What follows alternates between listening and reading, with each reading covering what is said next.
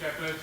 I'm the chief coach for the GB under-23s and juniors, and I've got the privilege of introducing our next speaker for the next session. It follows on very much from the themes from this morning from Jean-Cope and Sandy. Here in the UK, or here in GB, UK sport has spent much time and effort in this last Olympic cycle to be current in cultural development in elite sport and mental health welfare in elite sport. And I'm very pleased that we managed to persuade James Bell, Dr. James Bell, to come along today to speak to the conference.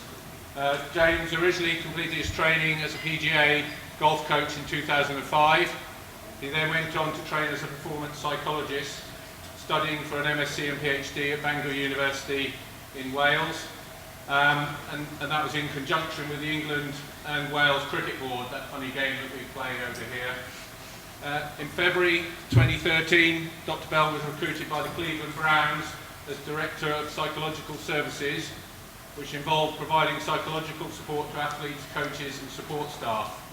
In October 2014, James returned to the UK to be the National Lead for Psychology with the Rugby Football Union, another funny game that we play in this country. In February 2017, Dr. Bell started his most recent role as Head of Culture Development at UK Sport, where he is responsible for ensuring every world-class performance programme in the Olympic programmes adopts a high-performance culture that drives sustainable performance. In October 2018, Dr. Bell was appointed as Head of Mental Health with the EIS to go alongside his existing commitments as the Head of Cultural Development at UK Sport. I'm going to hand you over to James. Thanks.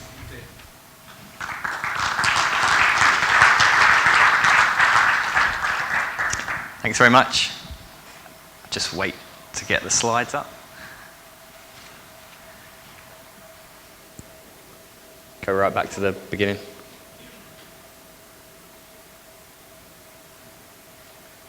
Sorry.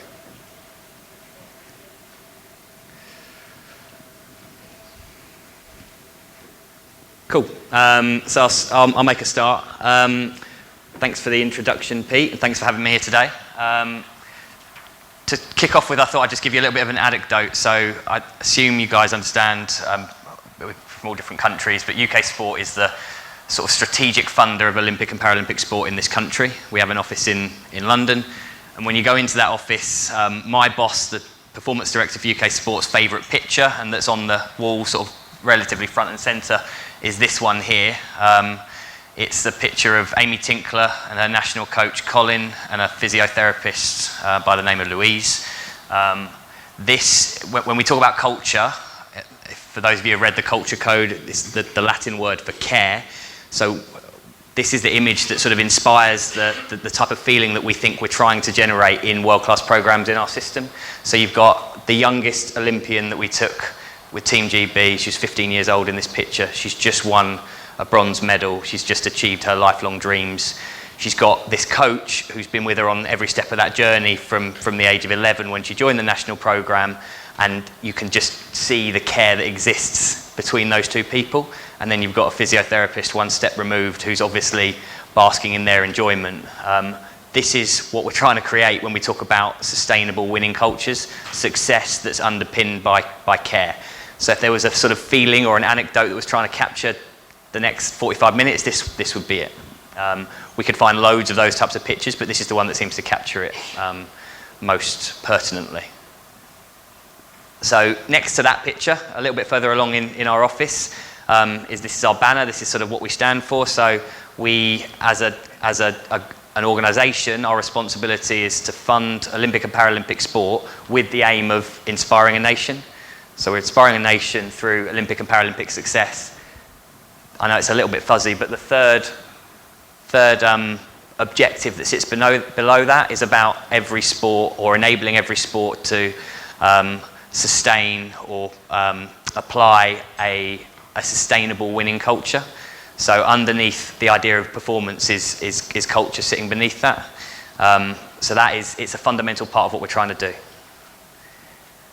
And I've only worked for UK Sport since 2017, but if you worked for UK Sport for any period of time before that, as I understand it, you were used to seeing these types of headlines. So since 2000, when UK Sport was started and national lottery funding began, we've, as a nation, been pretty successful in the Olympic and Paralympic Games, and consistently out-achieved and outperformed each of the previous Olympic Games. It's got better and better and better. It's often described as this stratospheric rise, and there's lots of things that sit behind that. But just before I joined, and some of the headlines that were being described or talked about in the media in this country in 2017 were very different. And you don't need to look at all of those, but the fact was, as of late 2016, early 2017, there was this big culture crisis, or a load of media attention around how we were treating our athletes, how we were treating the people in our system.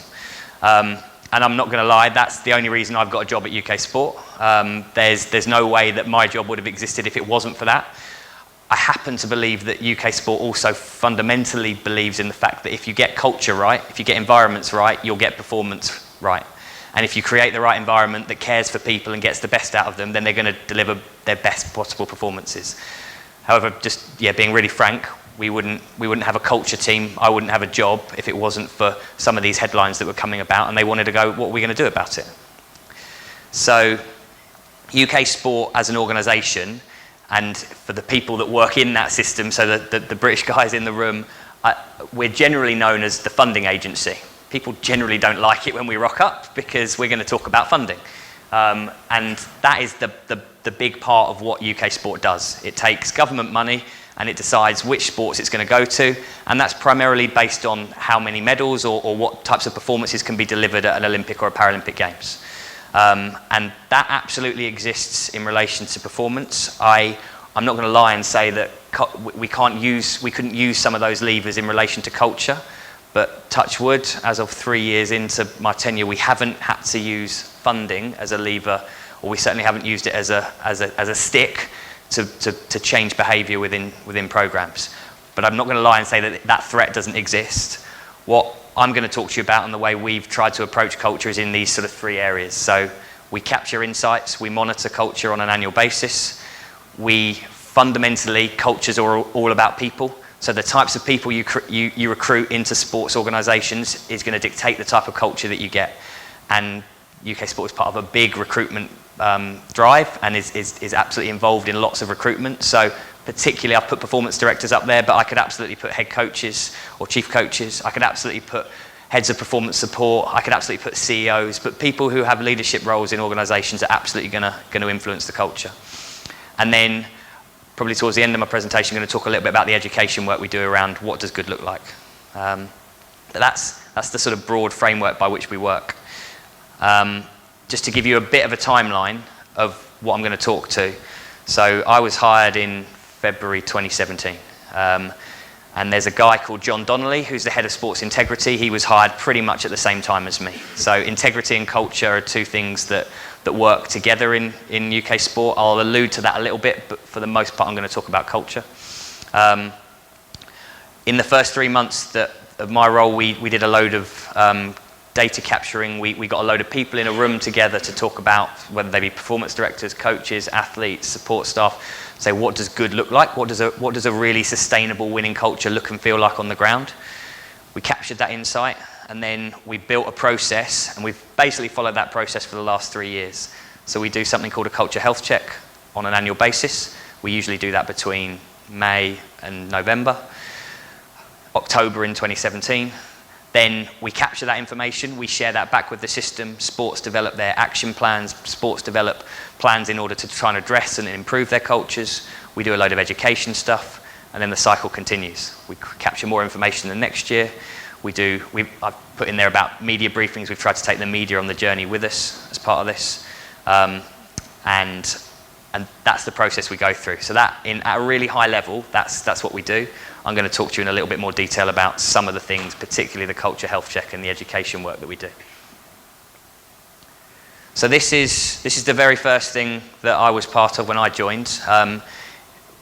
Even if you've got a culture crisis going on, there's the first thing, the only way I know how to sort of understand a phenomenon is to get well-meaning, well-intentioned, bright, intelligent people with lots of contextual knowledge in a room and asked them questions. So we asked, in here you can see, if you look at the pictures, there's some athletes in there, there's quite a number of coaches in this particular group. There's performance directors. We get those people in a room and we ask them, what does a sustainable winning culture look like when it works really well, and what does it look like when it goes wrong, and what are the things that cause it to go wrong, and then how might we monitor, or what questions might we ask in order to understand about cultures moving forwards. So we've got about 150 people to be part of that. There's a little booklet. This was the output on the right hand side, which is almost like a prospectus around it, and we tried to go, this is what good looks like. You don't need to be able to read that, but there was some information that captured, here's what we think sports might want to focus on based on the knowledge that sports gave us and from the people that we know that do this really exceptionally well. And from them, we generated this thing called the culture health check. I'll be honest, I don't love the term culture health check. That was kind of decided for me, but the fact is we wanted to capture information on a regular basis that told us about what people's experience were in a world-class program. So what do you see, hear and feel on a daily basis? That was fundamentally what it's about. Ultimately, it's a way to take a temperature check of what's going on in a world-class program at a moment in time. And rather than hear from me for 45 minutes, I'm gonna show you, it happens to be that one of your alumni, who's now the chair of UK Sport, is gonna start this, but tell you a bit of video to capture what this was about and how we went about it. Right to play.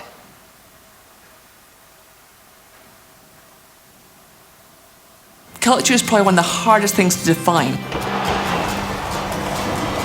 At its fundamental basics is about a set of values, a set of behaviours that any organisation lives and breathes by. Great culture is one where people are striving for the best as one team. Here at UK Sport, we talk about culture being what you can see, what you hear, and what you feel. The Culture Health Check is a survey for Olympic and Paralympic sports, linked directly to what was the athlete's insights. It's an opportunity for athletes, staff and stakeholders to all give their opinions and their view on the actual culture that exists in your sport. The reason we're doing the Culture Health Check now is because it's important to check and challenge the experience that people have in the high performance system every day. It's our ideal opportunity to understand our people better. The more ideas that we can generate, the easier it will be for Great Britain to translate that into performance gain. Future Thinking are an independent market research agency. We can feed back with complete faith that everything we give is for the good of your sport and for the good of all our world-class performance environments. Giving us the opportunity to have a really safe place to be as honest as possible. And will ensure that the responses that you do give are treated with the utmost confidentiality. I think one great thing about this is that it's not biased, it's just a really candid, honest feedback. It's a very safe opportunity for you to say exactly what you feel to help shape the performance system here in the UK. With the feedback that comes back to the sports, it could be the difference between being a successful campaign of high performance or a really outstanding one. It's essential that we engage in this process because it's our opportunity. It could be the difference between bronze, silver or gold medal. I really think can be a game changer when it comes to the Olympic and Paralympic Games. The reports which are generated from your responses will be sent directly to the sport, and the sport will be expected to make the changes that are appropriate for them. When the feedback comes back to the sports, they have to commit to an action plan that will engage the athletes directly. If we want to sustain success, then we really do have to put culture first over the next 4 years. It literally takes 15 minutes out of your day. That's it done. Every athlete, every member of staff and stakeholder will have a real opportunity to influence the life and direction of your programme. I cannot say enough how important this is and how valuable and valued your voice is. Please give it 15 minutes of your time and let's make this whole sporting world even better for each and every one of us.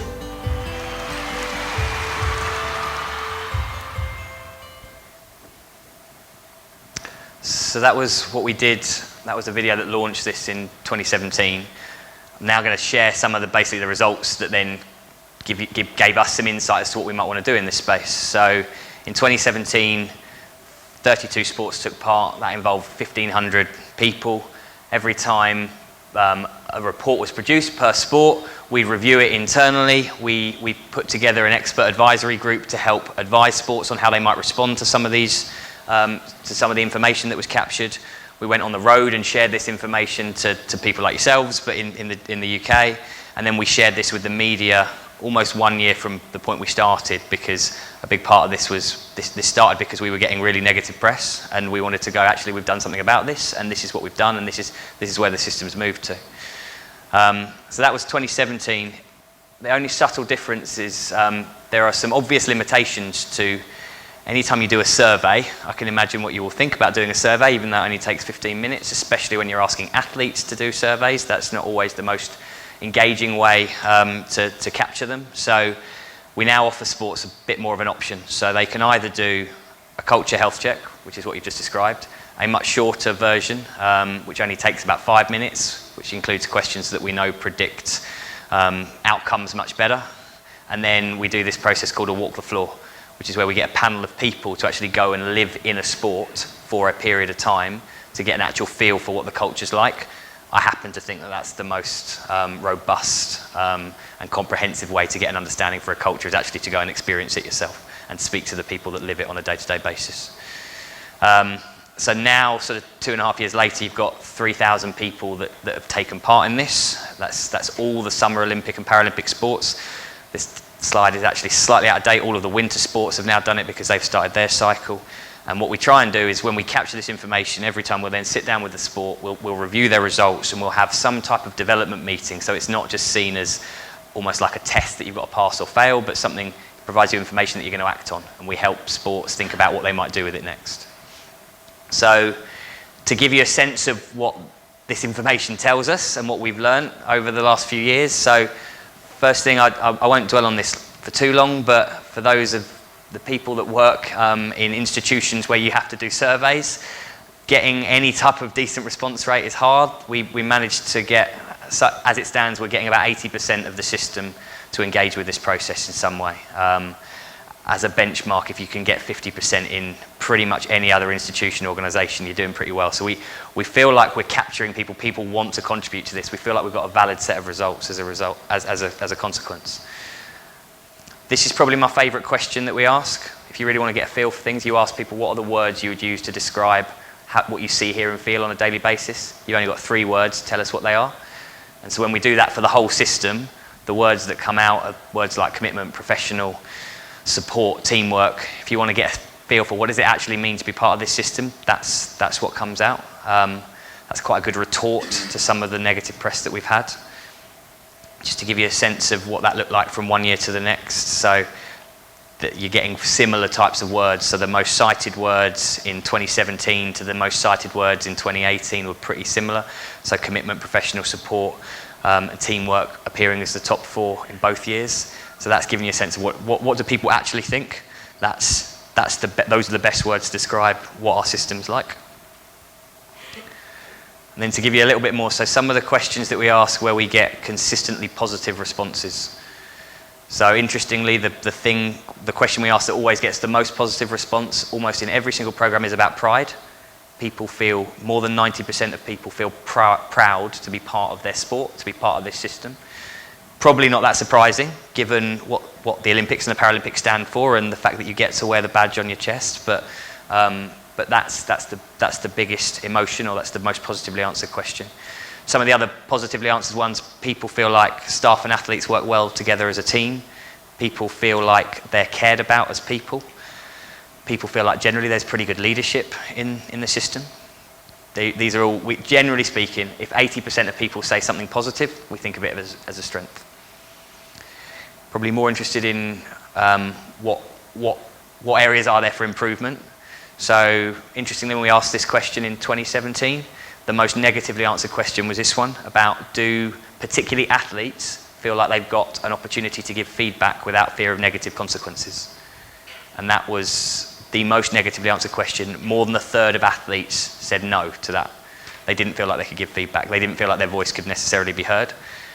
Again, just interestingly, that was the biggest shift from 1 year to the next. So in 2017, it was the most negatively answered question. There was a significant improvement, both statistically for the statos in the room, but more broadly in terms of how people feel. There's many more athletes who, as a result of some of the work that sports have done, feel like they can speak up, which is a pretty good thing. And then some other things that improved. So we dwelled long and hard around whether we should ask this question, but fair play to the CEO at UK Sport at the time, Liz Nichol, who you just saw. She insisted that we ask this question, which was about, have you experienced or witnessed something unacceptable? And I can see why people were worried that it was a question, because you don't know what it might show, and people's version of what's acceptable and unacceptable can be very different. But again, interestingly, from 2017 to 2018, less people are claiming, especially athletes, claiming that they are experiencing something that they would describe as unacceptable. So 13% in 2017, down to 6% in 2018. That might be because we've clarified what acceptable and unacceptable means. It might be because of changes of behaviour. I couldn't tell you. What I can tell you is we asked some follow-up questions to that. So if someone says they've experienced something unacceptable, we felt like there was a responsibility to follow up and understand a bit more about it. So we asked whether those people, they formally reported it. We asked whether it was dealt with satisfactorily, and we asked whether they were willing to speak about it. And all of those things have improved from 17 to 18. So our sense is people are more willing to report it. People are more willing, or think that it's more likely to get dealt with more appropriately, and they are more willing to speak about it. Again, something that we did in 2018, because that word is a really evocative word, isn't it? It's something that's deemed unacceptable. And what's someone's version of unacceptable to another's? So we started to capture what do people consider unacceptable. And interestingly, of the things that we heard back, 89% of them would be described as relatively low-level professional disagreements. So for example, one athlete thought it was completely unacceptable that another athlete put their feet on the table during a team meeting. Now, personally, that feels relatively trivial in the grand scheme of things to me, but where they happen to be at a programme where the north and the south of England have very different cultural norms, and that was okay to do in the north, and the person in the south felt that it was completely unacceptable. It's still meaningful to them, but in the grand scheme of things, from our perspective, probably more akin to a disagreement at a personal level. Equally interestingly, that most people's experience of unacceptable behaviour is from athletes towards athletes, or athletes towards his coaches, rather than the perception that I think that exists that unacceptable behaviour must be a coach to an athlete. There were 3 incidences that we considered to be unacceptable, and our head of sports integrity would have said was unacceptable, and they were all dealt with satisfactorily. So again, we feel like the system's trying to respond. The things that I think we've got the most sort of room to grow are these 2. So there's a big feeling around whether there are consequences when people behave inappropriately. Whether you can notice there that this is the question that has the most people that say they don't know. Again, probably unsurprising when you think about HR matters, when people perform in or act in a way that's not particularly disciplined or requires a consequence, you often don't find out about it. But either way, as a system, we need to do something about this perception that people don't think that there are consequences when people behave inappropriately. And then, which links to my second part of my presentation, there was this big feeling that we do a really good job as a system of looking after people's physical health. We optimise people's physical health. We help them achieve things that other people in the world can't physically do. But there is a gap between how we look after people's mental health. And those are the 2 things that we focused on over the last 12 months. And I'll talk to the second one in a bit more detail. Again, probably last thing from me just in relation to what we found out. Again, when I started, I think there was this perception that there was a disparity between how athletes were treated in the system and how coaches and support staff were treated, and it was almost a seesaw phase too much in relation to the staff, and that there was this power imbalance that existed between coaches and athletes, or support staff and athletes, probably because of selection. But interestingly, from one year to the next, we've seen a bit more of an evening of that. So whereas in 2017, generally athletes were slightly more dissatisfied than staff, from one year to the next, we've seen maybe a balancing of that. Maybe we've gone too far. That's a question that's yet to be answered. But it's interesting that staff feel less satisfied, generally speaking, after the work that we've done, and athletes feel a bit more satisfied. And how do you get that right balance between making sure you're looking after all the people in your system, coaches, support staff, administrators, as well as the athletes, is an answer I probably don't know, I haven't got concrete evidence for. Then absolute last bit in relation to the culture health check. So sports get rated on a RAG rated system. Sports that are doing things that we think could be seen as a source of inspiration and a competitive advantage, down to sports that are demonstrating a significant risk that we need to respond to. As a general rule, those sports seem to be moving in the right direction, and 70 sports we were able to say you could demonstrably see through the data that there was an improvement from one year to the next. So as a general rule, we felt pretty good about this. Like I said, there was a couple of areas that needed work. Our overall reflections were, number one, that the system as a rule in GB has absolutely embraced this area of culture and seen it as important, hence 70 sports showing some demonstrable improvement. I don't think you can separate the fact that leaders in particular, but people in general, are the biggest influencer of a culture. How you feel and what you experience on a day-to-day basis is based on the people you interact with predominantly. And the sports where we've seen the most dramatic differences to how people feel have been in sports where there's been some type of change in significant positions, whether that's head coach, performance director, CEO. But that was, if you want to accelerate culture, what we've learned is a change at that level is often going to drive that. And generally speaking, the feedback processes that exist now feel like they're more robust than they might have done, and athletes certainly feel more listened to. Some of the things I don't think we've necessarily got right yet, and I still have questions around. So there's the whole point around this link between culture and performance. Like I said, I fundamentally believe, and I think lots of people in the world, the people I interact with, believe that if you get the environment right, you'll get performance. Performances will benefit as a result. But we don't have any evidence of that yet. And I can certainly point to some cultures that I wouldn't describe as optimal, and they've produced outstanding performances. My take is that you can't do that over a sustained period of time. If you're going to be sustainably successful, you can't do that. But I don't have any evidence for that right now. So that's still a question. I think the idea about culture action plans, we haven't got that right. UK sport has a real habit of saying, right, there's a problem, produce an action plan for it. I don't think producing a culture action plan is very easy. You can't just write down 3 or 4 things you're going to do and it's going to change the way people feel. It's more complex than that. It's more nuanced than that. And then this big area around mental health and well-being, which I'm going to talk to now. Just going to check on timing. 10 minutes or so? Cool.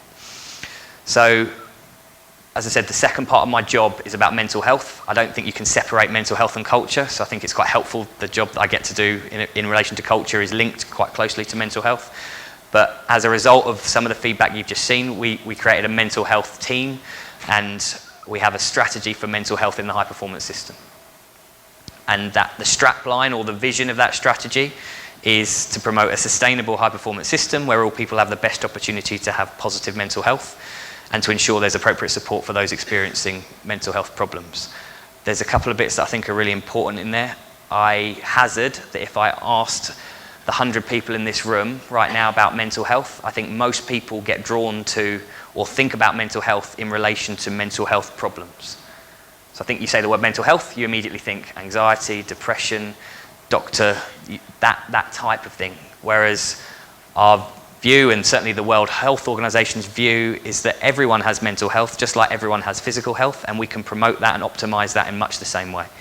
And actually, everyone can have positive mental health where you can realize your potential, cope with the stresses of your sport, can perform productively and contribute to the community. And that we should espouse and we should aspire to do that, but equally we should support the people that are struggling.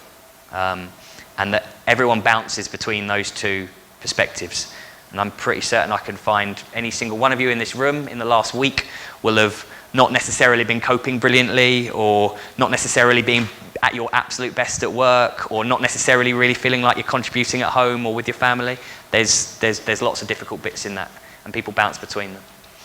So that's an important part of what we do in relation to the education. This is the team, and I'm going to talk to some of the things that we do. So the guy on the left, right as you look, left as I'm standing, a guy called Donnelly. He's the head of sports integrity, so he assures what we do. We have these 4 pillars that exist in our strategy, and his is about assurance, basically making sure what we do what we say we're going to do, and we're spending public money appropriately. And then we have these 3 other areas, of which those 5 people up there deliver on. So the first bit is education. You can't not do, if you're going to do something in relation to mental health, the first part is all around how you educate people. So we've been running, myself and Sam, who actually comes from a rowing background, interestingly, worked for British Rowing prior to joining me within the EIS. We've generated resources and workshops and materials and workshops that talk about how do you promote positive mental health and how do you support people who are experiencing mental health problems. And we've made that sport specific because the feedback we get is, I don't want to hear something off the shelf that's made for an organisation or a corporate world. We want to hear about how do you do this in a sports world.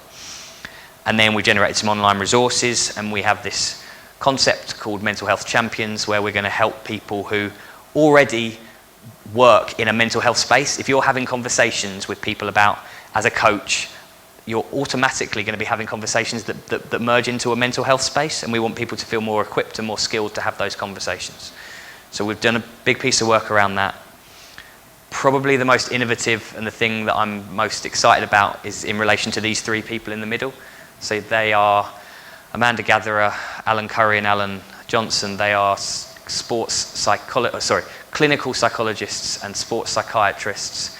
So experts, they're an expert panel, and they have been incredibly helpful in working with our sports to guide performance directors, doctors, psychologists, coaches through complex mental health problems. So there are some people in our system who have got really complex mental health problems that your standard CMO, Chief Medical Officer, or your standard doctor or your standard physio probably not going to be able to deal with. And actually you do need some expert advice, and they've been incredibly helpful helping sports think through the really complex cases.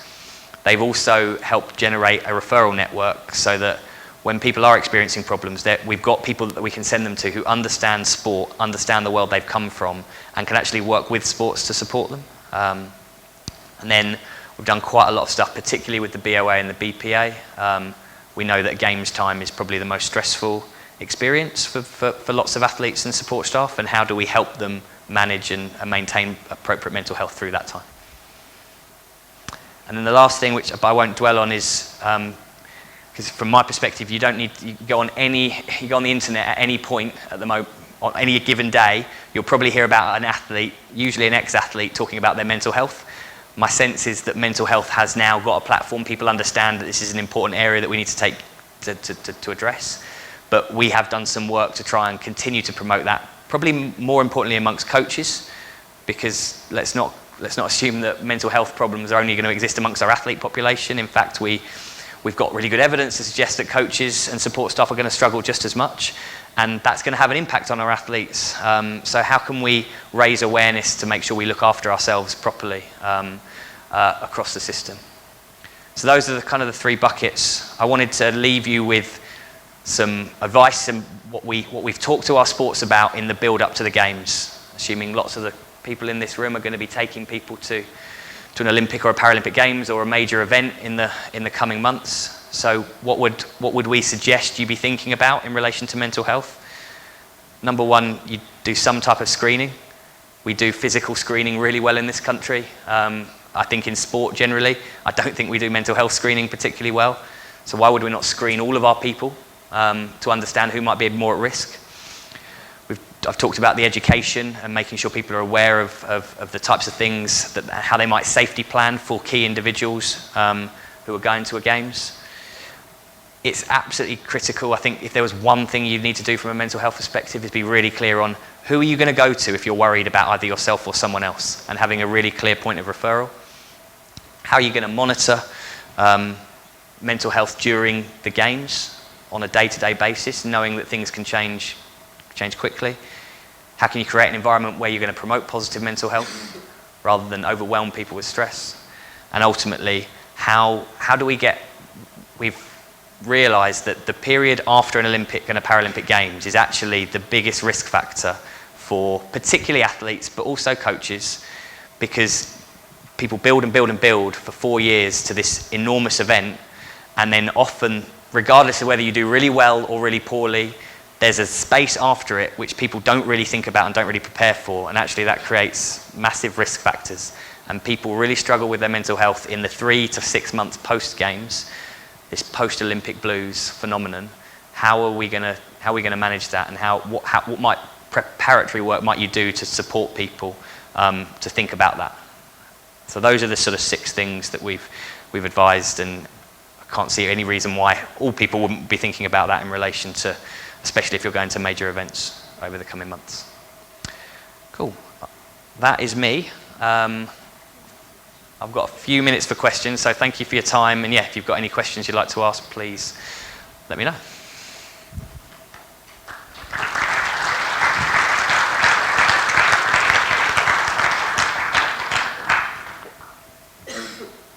So, anybody got any questions?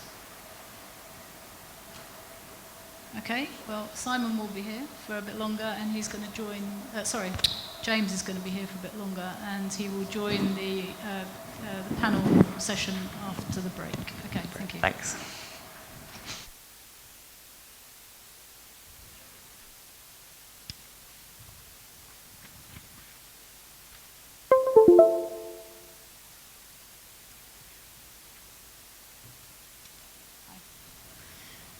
So it's now my great pleasure to introduce Simon Amor, who is the head coach of the England Sevens, and he oversees the men's and the women's game. Sevens is another very strange game that we play, but you might have seen it because it's now an Olympic sport. And I'm sure Simon's going to educate us all a little bit more on that. He was former player of Sevens game. He captained the England side from 2002 to 2007. He was also very successful as a senior club player at a high level within the English league. And in 2007, he took on his first coaching role leading the women's England Sevens. He then moved to a performance advisor post with the EIS. And more latterly, he's taken over as the head coach of the men's rugby sevens, and then took on the women's rugby sevens as well. So he has had a role of bringing the two parts, the men's and the women's game, together. So Simon, welcome, and thank you. Thank you. Thank you so much. Is this on? This working? Brilliant. And that's the clicker. Thank you so much for the invitation to come and speak today. It was Pete that actually asked me to come and have a chat. Is that a bit of feedback? Is that? Pete asked me to come and have a chat, and Pete and I have known each other being on the UK Sports Elite programme, which we started, I think, about 4 years ago. Was it? And we spent a 3-year sort of journey together with some brilliant other coaches. It's the best experience of my life in terms of personal development. And as part of that, we have to do a project.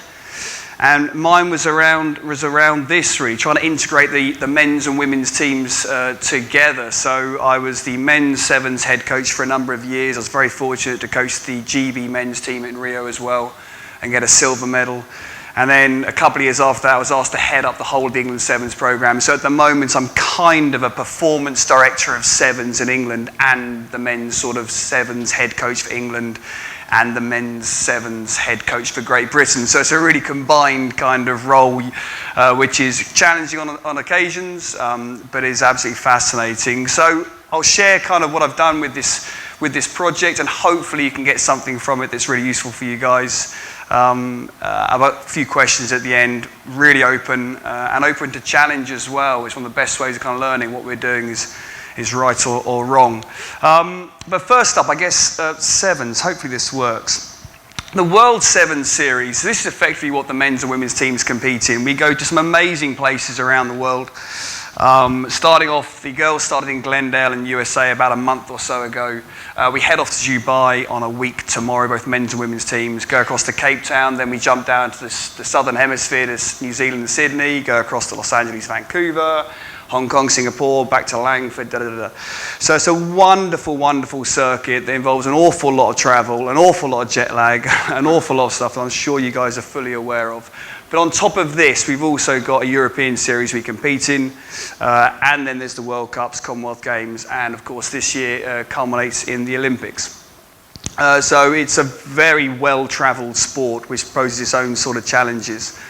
But it's grown so much over the last sort of 10 years. And I thought probably the best way of kind of just describe it was actually to show some videos of some of the stuff you'll see in the game. And hopefully this is going to work. Let's see. Oh, it does.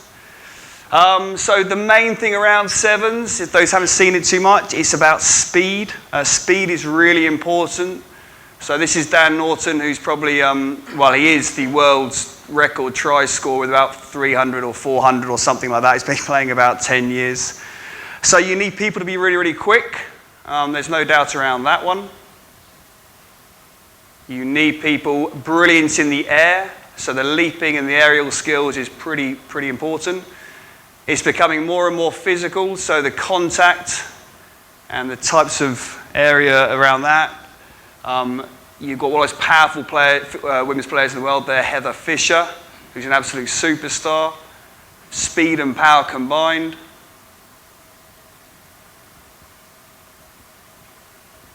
You need a fair bit of skill, the ability to catch and pass. The skill level is quite important. Again, with a fair bit of size and physicality and power.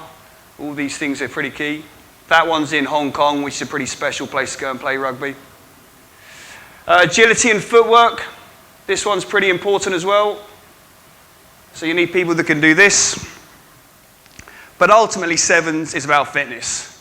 So this is a game a couple of years ago. You can see the score is 17-14 to Fiji. There's about 25 seconds left on the clock. So you're kind of in a last place scenario.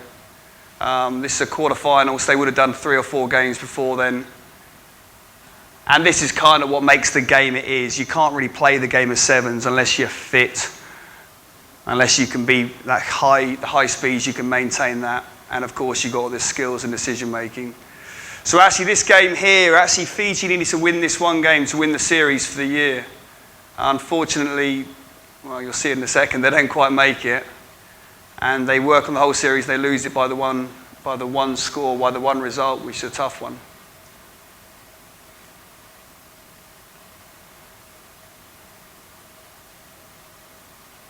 It is a brutally physically demanding game.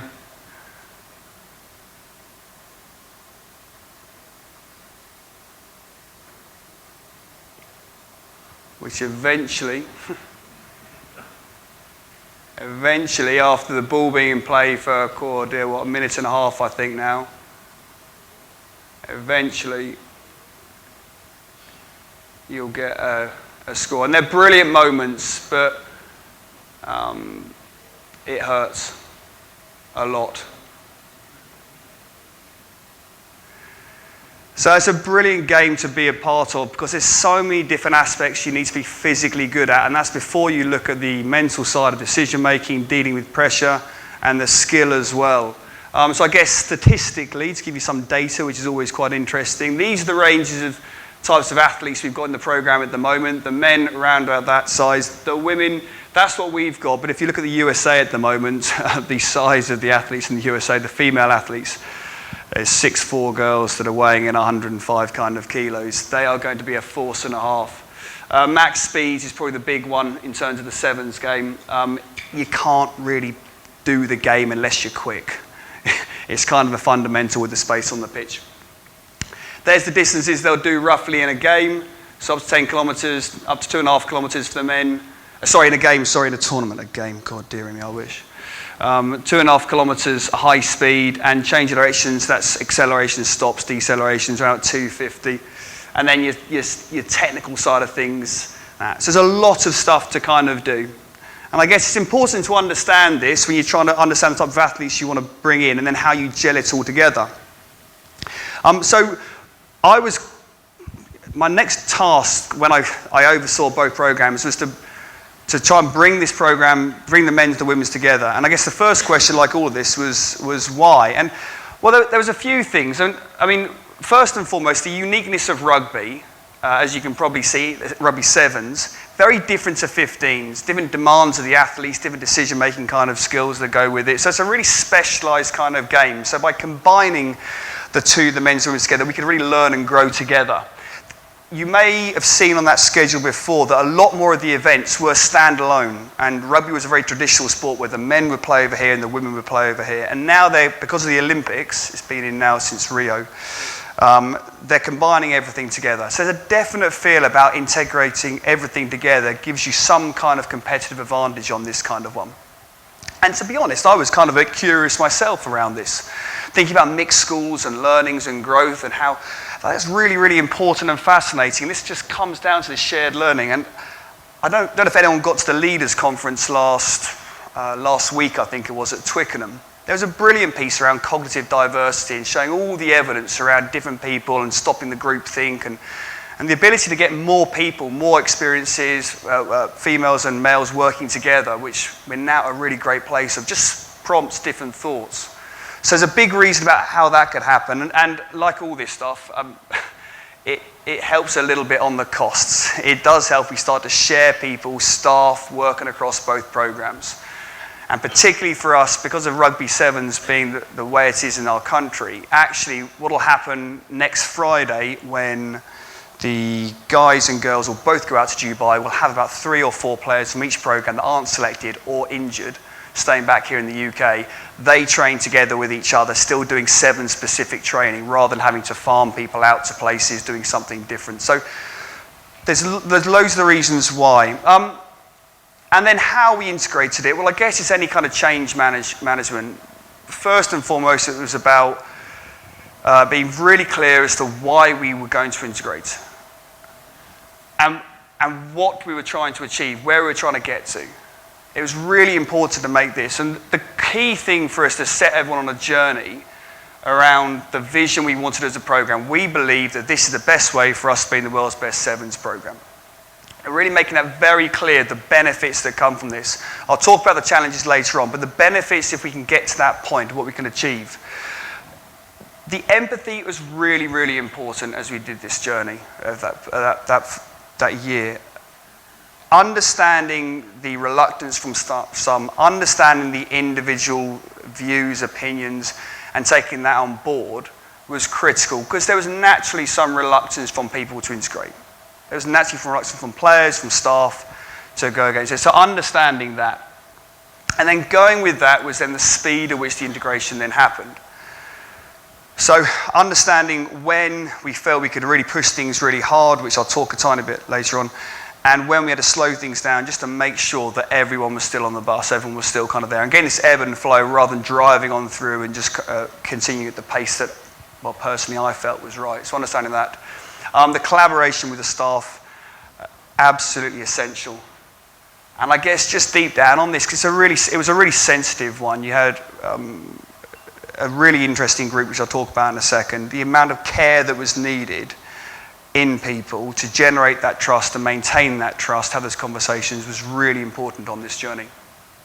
And now, what were the challenges? Well, when I started looking at this, one of the first things I looked at was different kind of sports. And then I looked at the armed forces, because they'd recently had a situation where they were having their female army recruits being brought in, and the challenges they face. And I spoke to a good friend who's a lieutenant colonel in the Marines.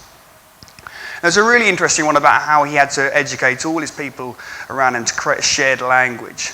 Because there was so much conversations around what the guy's going to do, what the guy's going to do, what the guy's going to do, and they had to change that kind of language. And that was a really subtle one, but really important one, which we had to pick up on. And then he made me aware, which I wasn't, I had to put my hands up on this one, the huge challenge, well, not the huge challenge, the greater challenges that some of the female military personnel have on both mental health issues and injury rates. So how we were going to go and move or copy one program to another, we just had to be so careful with this one, because ultimately we could push people too hard. And this again came down to the standards that we kind of set. With the males already being in place for a certain time, how do we push the females, because they're a young group coming through, but understanding there is greater mental health risks, there is greater physical injury risks as well. So these are really important things to understand. and influence the flow. But when you're looking at the two groups, you basically had a group of men that the group basically ranged between 18 to 33, so guys that left school about a month ago, and guys that were 33 years old and had 2 kids. Real range of tournaments, but generally a very experienced group. Generally a group that have been professional for a long time. Pretty successful as well. Over the last sort of few years, silver in Rio, silver in the World Cup, got a medal at the Commonwealth Games, was second in the World Series a couple of years ago, the like. And have basically been at the Lensbury high performance training base where the women came down to join us to integrate. We've been there for 5 years, so it was kind of theirs to a little bit. The women, we had basically the youngest squad in the World Series. So a total shift in terms of understanding professionalism and actually being just young people coming out of school who didn't really know professionalism at all. So they're the least experienced, with an average of less than 10 tournaments, and hadn't had an awful lot of success recently. So a real significant challenge around not just bringing men's and women's together, but bringing understandings and professionalisms and just time, age, life experience kind of together. And I guess in trying to visualize this somewhat for you, trying to explain it, and like any great coach, you kind of steal things and slightly adapt it and kind of say it's yours. This is kind of what I kind of feel we try and do as sort of team coaches a fair bit. You kind of have the you try to keep everyone in this state of kind of flow, so your level of challenge is going to be low or high depending upon what the skill or the confidence level is of the athletes. I'm sure you've all seen this before, and that's generally what we try and design a session to be around, to really stretch them so the level of challenge is the right level for skill. With the men, with the 18-year-olds that are left school, because all our academies and seniors are podium potential, I think it is, and talents all trained together in the same pitch at the same time.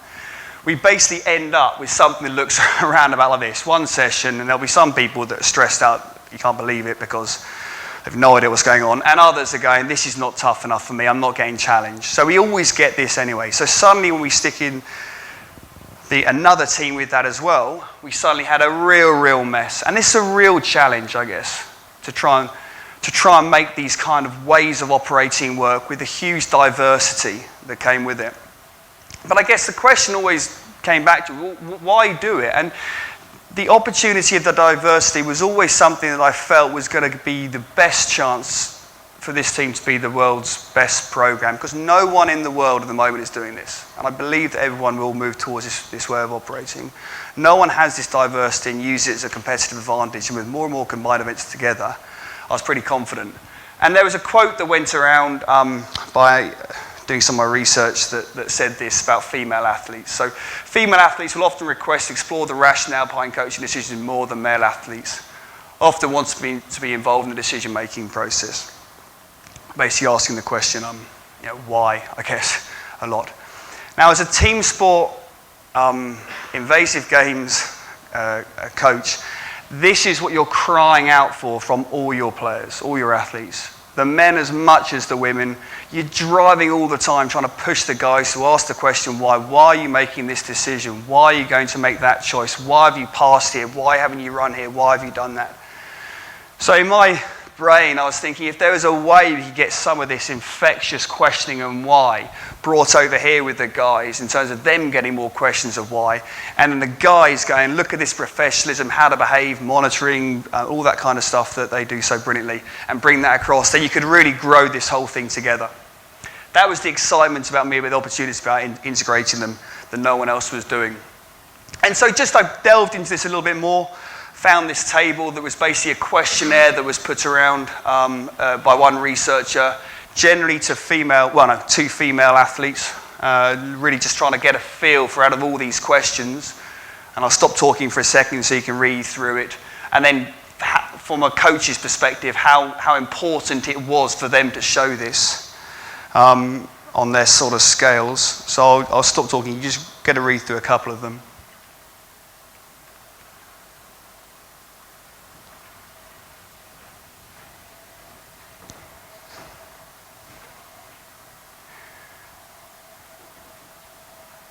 And I basically, there's nothing significant about this.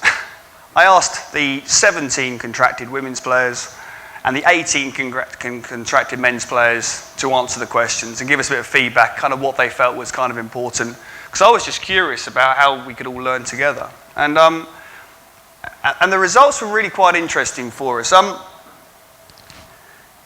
There was actually very little difference between the men and the women. So whilst we felt that the women were going to really push hard on this area and the men were, there was very, very little difference. It was actually the older athletes that, in general, men and women, just they didn't feel that coaches being as approachable was that important. But for the younger athletes straight from school, men and women, it was massively important. It was almost the most important thing about them being approachable. So the greater difference between the age groups is very, very clear. And then when the last question around what's important for you as a coach to provide, across the board, this was everyone, open, honest, and frequent feedback, positive, loads and loads of positiveness, freedom to express yourself. This was really key for these players right now. Massive. They wanted to not be bored and every single time to be challenged, every single time to have an opportunity to express everything they were. Oh, dear. Sorry. And I had a couple of conversations with Danny Kerry on this one, who's the Great Britain hockey coach, women's and now men's. And just talking about how he jumped from men and women in terms of women to men, in terms of how he coached and whether that changed anything about his kind of coaching philosophy and the like. And he said, no, to be honest, whether it was the males or the females, what I was looking for was much more about the individual personalities, the characteristics that make up the people there. Because he didn't believe that, generally speaking, there was this way of the women being and this way of the men being. It was understanding the individuals.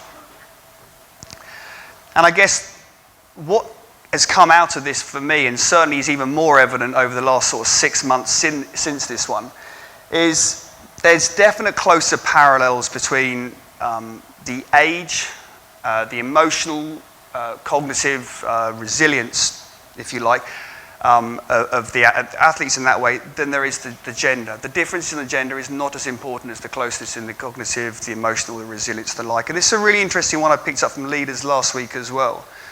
A bit of a tangent here. We're having a good chat around young people right now who are incredibly self-aware about the mental health issues.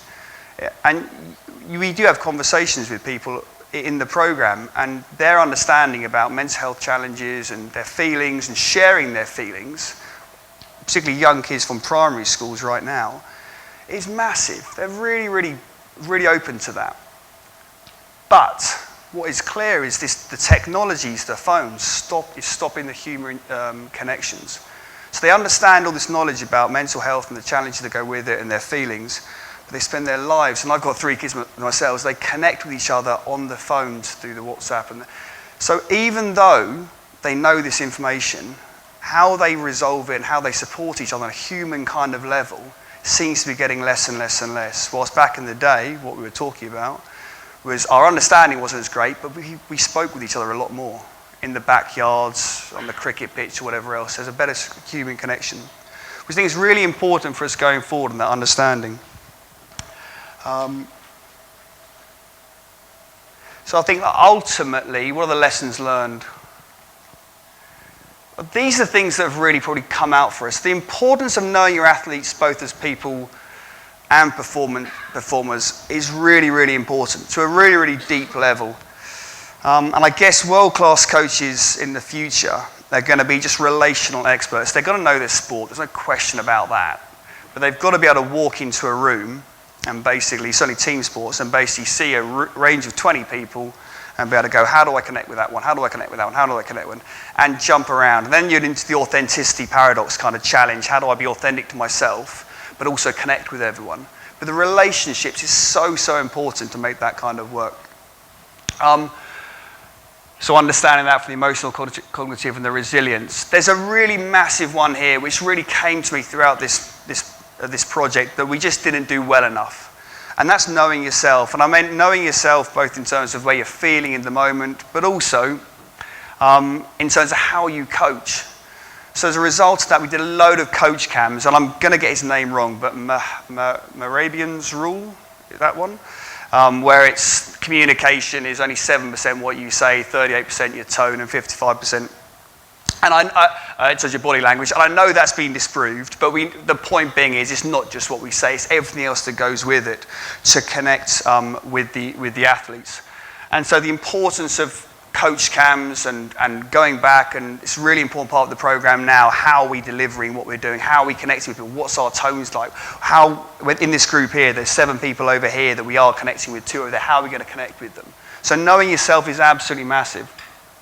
And a lot more in terms of the reflections on the sessions, self-reflections, group reflections is the coaches to understand how you can connect better. And I guess we're then on to the gender or generation kind of one, which is a really great question for me. And a really important one here is the fairness.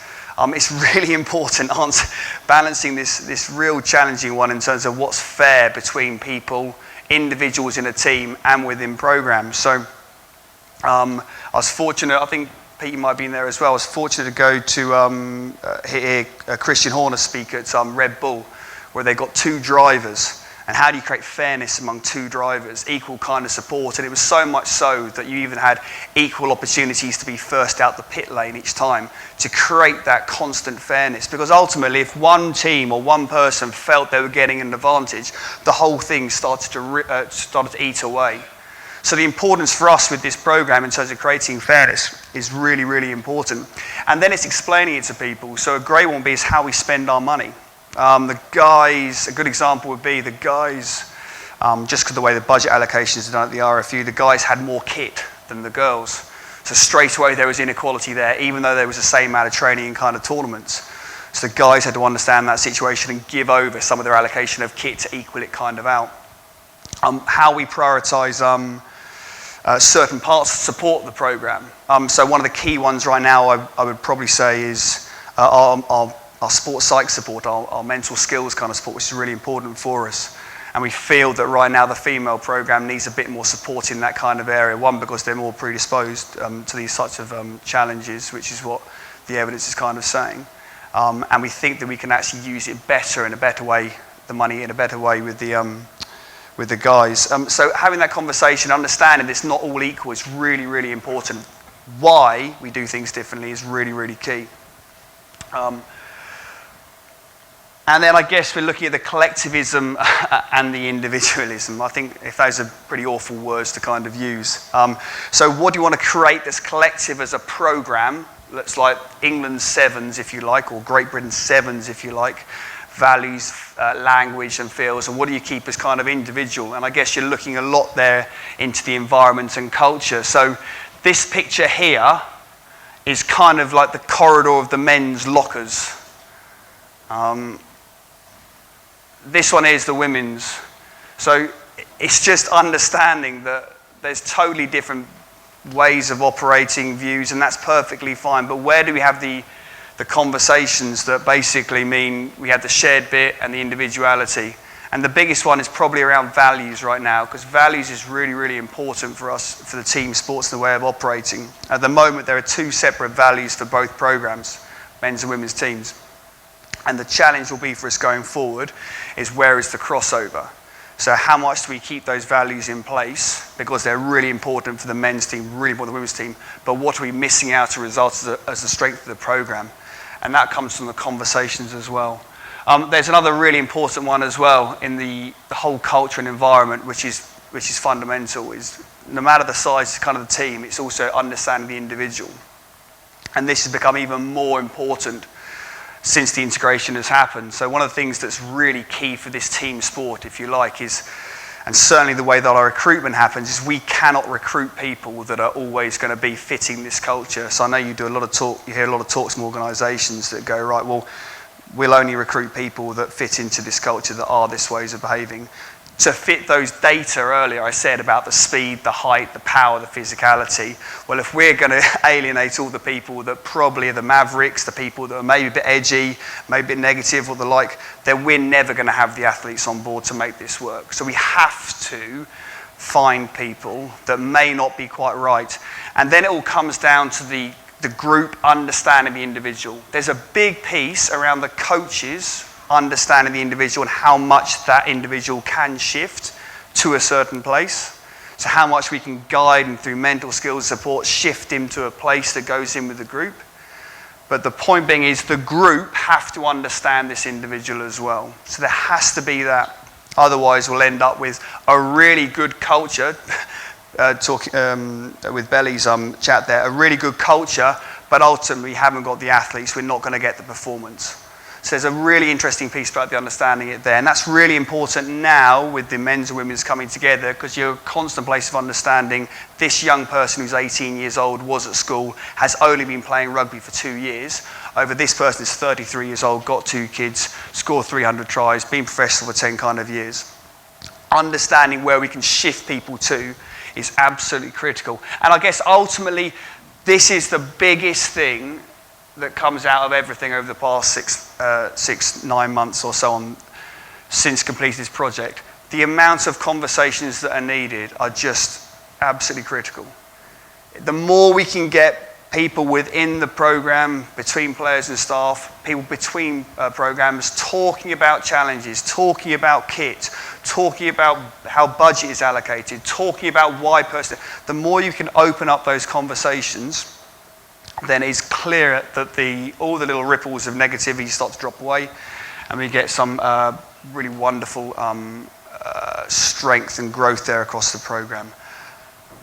I'm hoping that was of use to you guys, or of interest. I am more than happy to answer any questions, or do my best to answer any questions.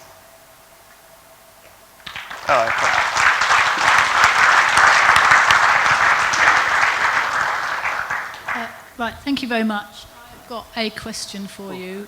You've talked a lot about the England team, but you also said you're in charge of the GB team, which will be the team that goes to the Olympics. Yeah. So presumably you could potentially have people from Ireland, Wales, Scotland and England, and you won't have, I guess, great amounts of time to integrate them.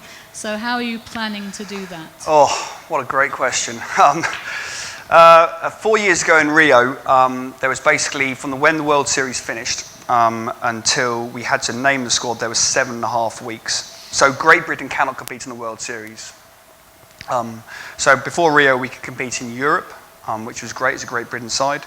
And we managed to work it together quite nicely on that front. Bit of a challenge, but quite nicely. This time there's 4 weeks and there's no competition. So I haven't quite got an answer, if I'm being honest, to that one at the moment as to how we are going to integrate it. We're quite fortunate in that, because we all go, the way the World Series works, we go to hotels and we stay in the same hotels, stay in the same places, and a lot of the players know each other. So we can do individual training sessions and invite people down.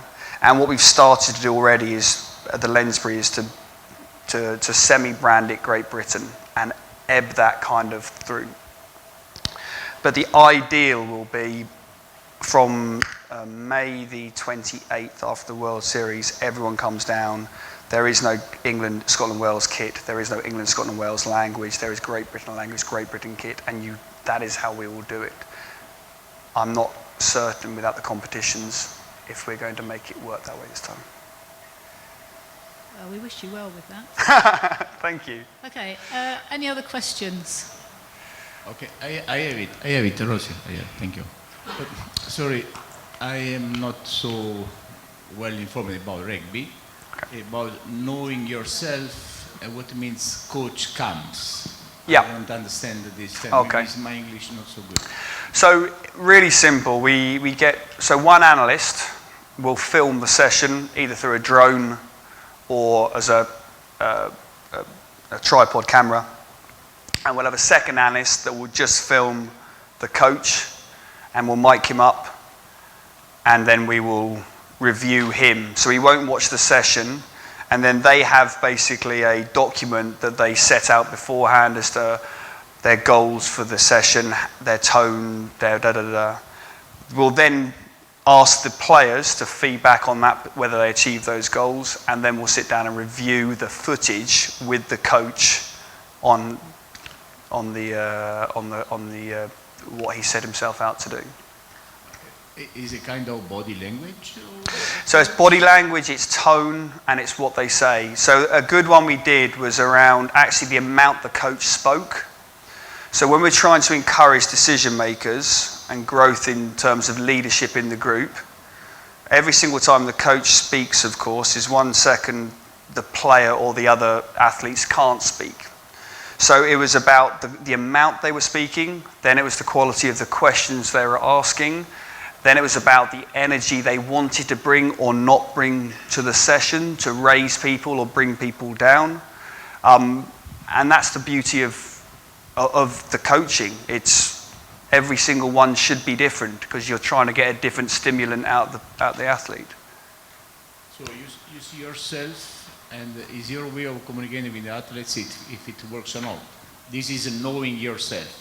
The coach knows yourself, watching his movements, his body language during the game. Exactly. So we've got a couple of young coaches in the program at the moment that can be very monotone with the way they coach. So they'll feedback in quite a monotone way. And so one of the goals for the next session for one of these coaches was, right, if you're going to do this, we now need to see a change in your tempo and an excitement and which is very difficult for him to do because his natural is just to be But as soon as he does that, he then starts to connect with a lot more of the players that deep down are not listening to what he's saying. All they're hearing is there's something exciting what's going on, and that lifts me. So stuff like that, I guess. Thank you. Good.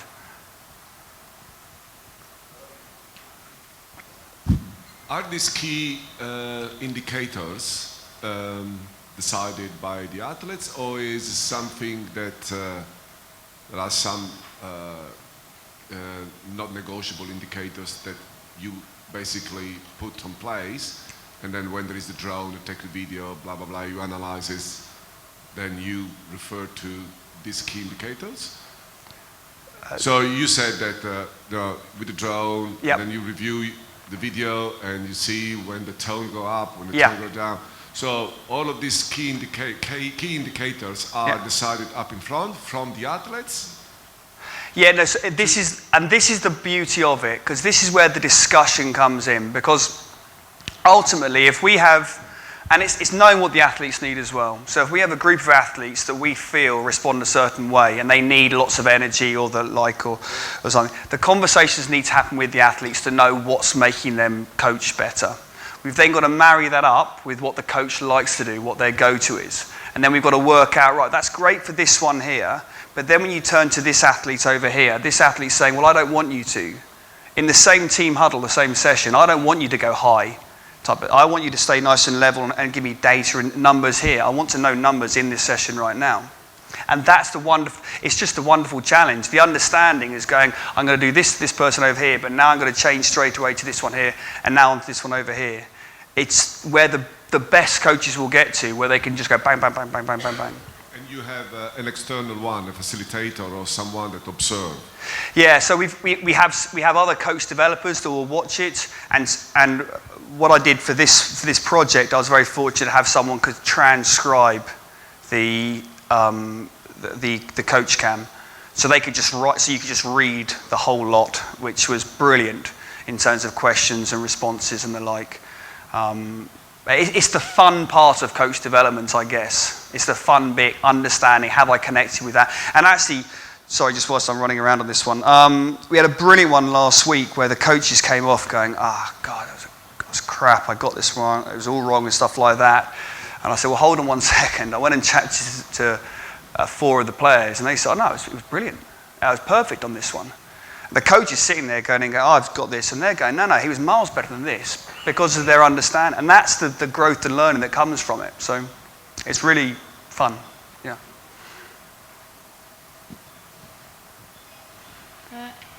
Any more questions?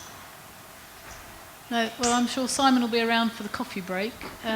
So I'd just like to remind you that we do have a lot of exhibitors outside with their stands, so please go and spend some time with them because they'd love to see you. But more importantly, I'd like to thank Simon for his enthusiasm, also for his for sharing his insights and story, and I'm sure we have a lot to learn about how we actually develop our coaches. So thank you very much indeed.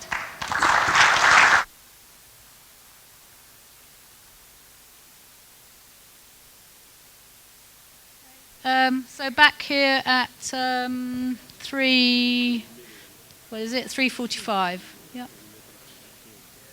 No, 4 o'clock. 4 o'clock. Back at 4 o'clock.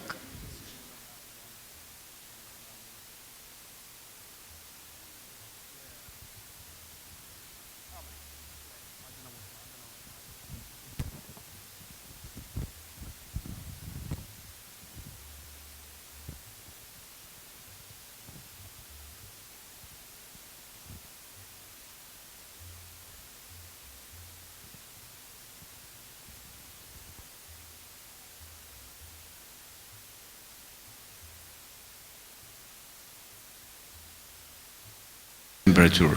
There is an influence. We have a lack of iron when the temperature is too high. You're asking me or her? Yeah, both of you. Both of you. I think you have an opinion. There is a lack of iron if the temperature is very high. The athletes, they lose iron or not? Iron. Iron. Fe. Yeah, ferritin. Yeah, in the blood.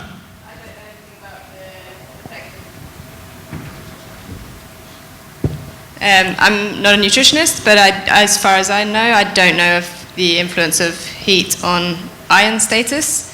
As I mentioned, there has been some research that shows that actually training in the heat, you can get an increase in hemoglobin mass and red blood cell volume, so you would obviously need to have a sufficient iron status to be able to create those new red blood cells. But as far as I'm aware, Kay can correct me if he knows better, but I don't know that heat influences iron status. I've never read anything that says that you're more likely to have anemia or a lack of iron when you're in the heat, but I might be wrong. Like I said, I'm not a nutritionist.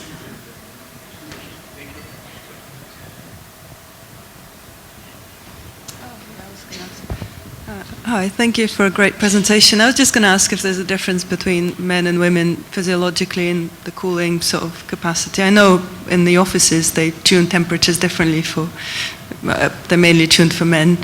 So I was wondering if we've seen the effect.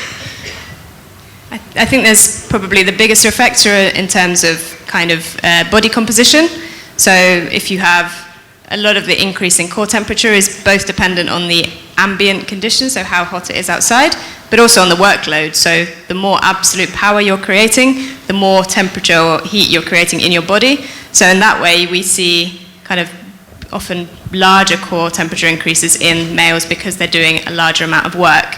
However, there's also differences in terms of fat mass. That obviously isn't really an issue for athletes. And then there's also hormonal changes in terms of where you are in your cycle as a woman. You probably, all the women here will know that your body operates at a slightly different temperature at different points in your cycle. I'm not sure if there's been done any research on athletes in terms of how that impacts heat acclimation, but I would certainly think that it would a little bit because your resting temperature is a little bit different at different times in your cycle. But like I said, the amount of absolute power that you're creating in the work you're doing is very relevant in terms of the core temperature increase you're seeing. So we actually often see bigger increases in the males.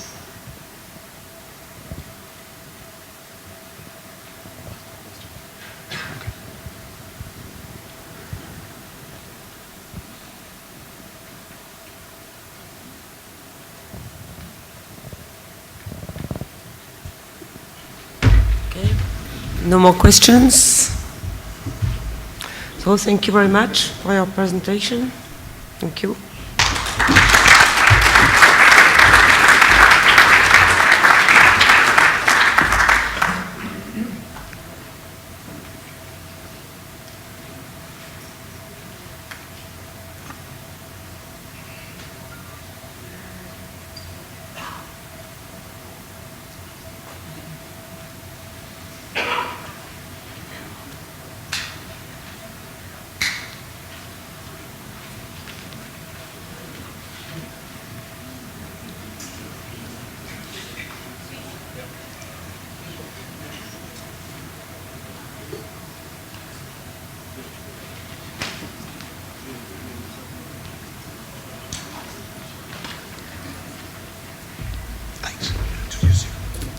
I'd like to introduce Mike Purser from Canada. Mike has done a lot of work in recent years using various programs to look at blade slip and the impact on rigging, or how rigging has an impact on blade slip and how it has an impact on your speed. So I'm going to ask Mike to present on boat slip and speed.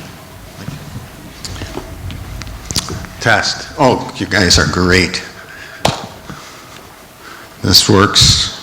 Got the buttons. There's the dot. Okay, so I have it's a two-part presentation, blade slip and also boat speed video analysis.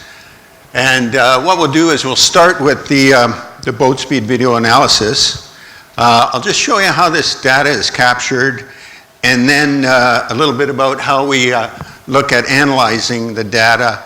We'll look at the curve and curve geometry, how we can look at analyze curve geometry mathematically. And then I'll show you a couple examples of just how we can look at a curve and really see very easily opportunities to improve speed. The second part will be the blade slip. What is it? Positive and negative blade slip, and a comparative analysis study that I've been working on over 4 years. So this is the equipment I use to capture the blade slip.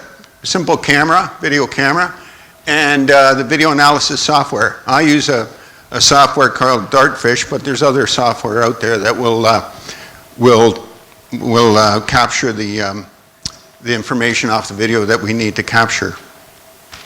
So this is me, the last 4 years at the World Championships. This is you guys up here, riding by, yelling and screaming just as I'm trying to video the crews going by. And this is how the camera is set up. So I set up in the, usually between the 1200 and the 1250 meter mark, and I have my camera shooting perpendicular across the race course with a video frame rate about 60 frames per second. And like I say, the camera is on a stationary tripod. This is the example I'll just show you today. This is the German 8 from 2019 in Linz. And after we've captured the data, we bring it into the video analysis software. First thing I do is I zoom into the video, and I put the boat in the middle of the screen. And then I'll draw a line, the length of the boat from the bow to the stern, and I can zoom in and get it right on the bow and right on the stern. And I designate that line the length of the boat, which allows the video software to capture distances based on the depth of the boat is from the camera. The next thing I'll do is I'll put a tracking marker on the bow ball, or on the bow marker. And this tracking node will track with the video. I often like to use the front edge of the bow marker because the tracking node is going to follow the colors. It'll capture the color pixels, and it will move every time the colored pixels are moving. The next thing I'll do is I'll input a data table onto the video. The data table will collect time data, it'll collect distance data, and it will calculate and collect the speed data. And I'll just show you how that works. This is a table here capturing the data as the tracking node tracks with the bow marker across the screen. And here's a little bit simpler look at it. The software knows the distance from that tracking node to the left edge of the video frame. The video zoomed in here a little bit, but in this video, the bow marker, the tracking node is 13.08 meters from the edge of the frame. And the time for this frame is 1.101 seconds. In the next frame, the boat has moved about 12 centimeters to 13.20093 centimeters from the edge of the screen, and now the time of this frame is 1.117. With 60 frames per second, it's, each frame is about 0.016 of a second. The data can be extracted from the data table into a spreadsheet, and this is the data we have. In column A, we have the time, which is the time on the video. Column B is the distance. The distance, the tracking node is from the edge of the screen. And column C is the speed that's been calculated within the software. So each line on this table represents one frame in the video. And once you have a table in a program like Excel or a spreadsheet program, you can easily transfer that information into a line graph. And so we're graphing speed against time, speed being on the left y-axis. And this is a speed curve for the German men's 8 last year. We can also calculate acceleration, and this is probably more common for people to see. Acceleration being the change in speed divided by the change in time. The acceleration here is on the right axis. Zero acceleration or constant speed being the green dashed line across the middle of the graph. The other thing we want to do, I always used to see these and I used to say, oh, I wish I knew exactly where the catch was and exactly where the finish was, because that would help me as a coach. And so using video, though, it's very easy to go and identify in time the positions of the stroke. And so what I do is, point 1 is the position of full reach. And we can go back and forth on the video frame by frame until we see that athlete at full reach and say, okay, this stroke, he's starting to move back in this frame, so I'm going to go back and mark that time and record that time. We record the time of the full catch when the blade is fully buried. Then when the oar is perpendicular to the boat, when the blade is furthest to the stern, I call that the finish. We record the feather, and then to get a full stroke cycle, we record full reach 2 and catch 2. So we have a full stroke cycle just for one stroke, though. So here we have our speed graph and our acceleration graph, and now we can overlay the technique points that we've just recorded those times for. So we have this integrated graph of speed and technique. Wow. And then, so what I thought is that we could look at this mathematically and analyze it and really break it down to analyze time, analyze speed, analyze acceleration, analyze movement, decrease in speed or increase in speed. And we could really get a lot of information from the speed curve. I have identified a number of factors then from all those mathematical options. And there's more than this, but here's just a few. So I call these technique factors, and we can analyze the number, for example, in drive acceleration. How much does a boat accelerate between the catch and the finish? And these are the technique factors. And so when we have these technique factors, what we can do is look at our crew's development over time. Or if we do it a month, if we graph them a month later, where have they improved? Or we can do it, we can look at the technique factors and compare that against other crews. Well, let's just look at this. This is an athlete from the 2017 World Championships. Nice curve. 2018 World Championships, real improvement through the drive portion, much more acceleration. Comes to a higher speed. And in 2018, a nice improvement at the catch, right after the finish. So we can look at athletes year after year or their improvement over time. These are the numbers, the analysis numbers that go with those years. And we looked at drive acceleration. I talked about drive acceleration briefly. In 2017, the acceleration was 1.73. 2018, 1.91, and 2019 was 2.10. We can look at recovery acceleration. We can look at all these factors here. The recovery acceleration, oh, wrong button. The recovery acceleration also improves. 1.31, 1.13, 1.19, 1.22. So there's improvement in that area as well. We can also look at the athletes' analysis compared to the other 12 boats in the A and B final. So the red numbers up here represent the average of everybody in the A and B final in this boat category. And the black numbers are the numbers we just looked at from, this is 2017, drive acceleration.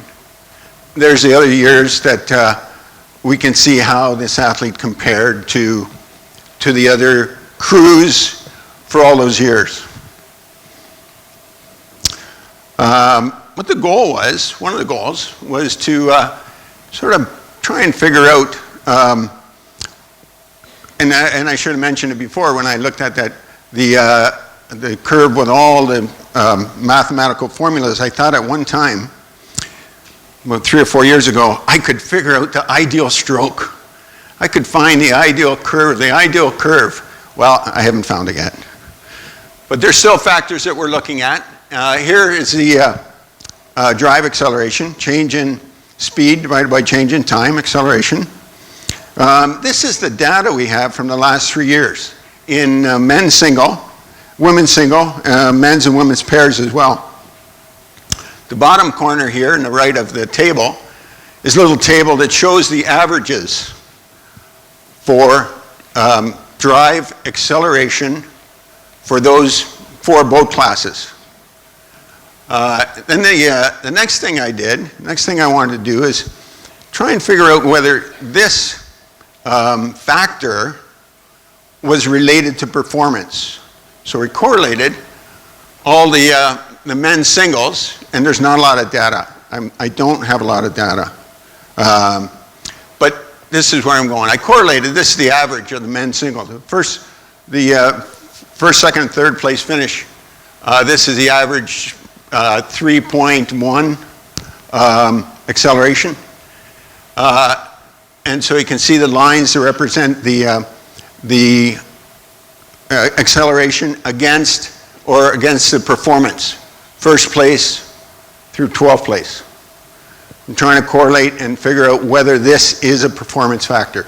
Does this factor relate to performance? And so far, the red dashed line, which is an average of all the boats, is not suggesting that this is a performance factor. The other thing I do, and this is very powerful for coaches and athletes, is we just looked at the graph. This is one of my lightweight athletes from a few years ago.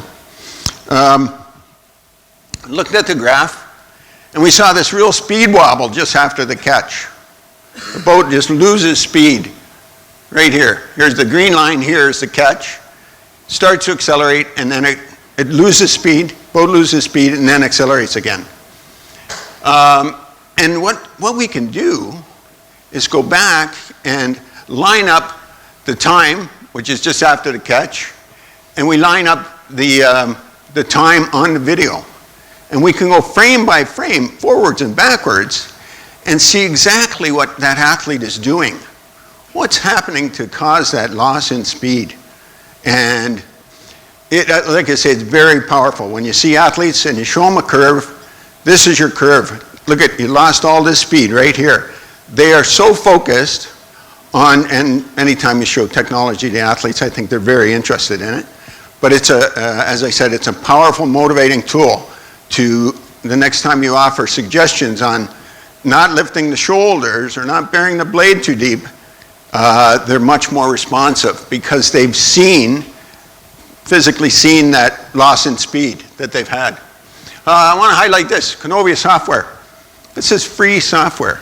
You can download this free off the internet, and it does all the stuff that Dartfish does. And so I wanted to use that. I have it, but I don't use it that often. I wanted to put it here.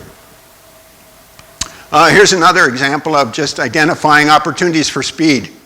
This athlete, if you put your mouse right over top of the curve here coming into the finish, the purple line is when the blade is perpendicular, the red line is the finish, just at the finish.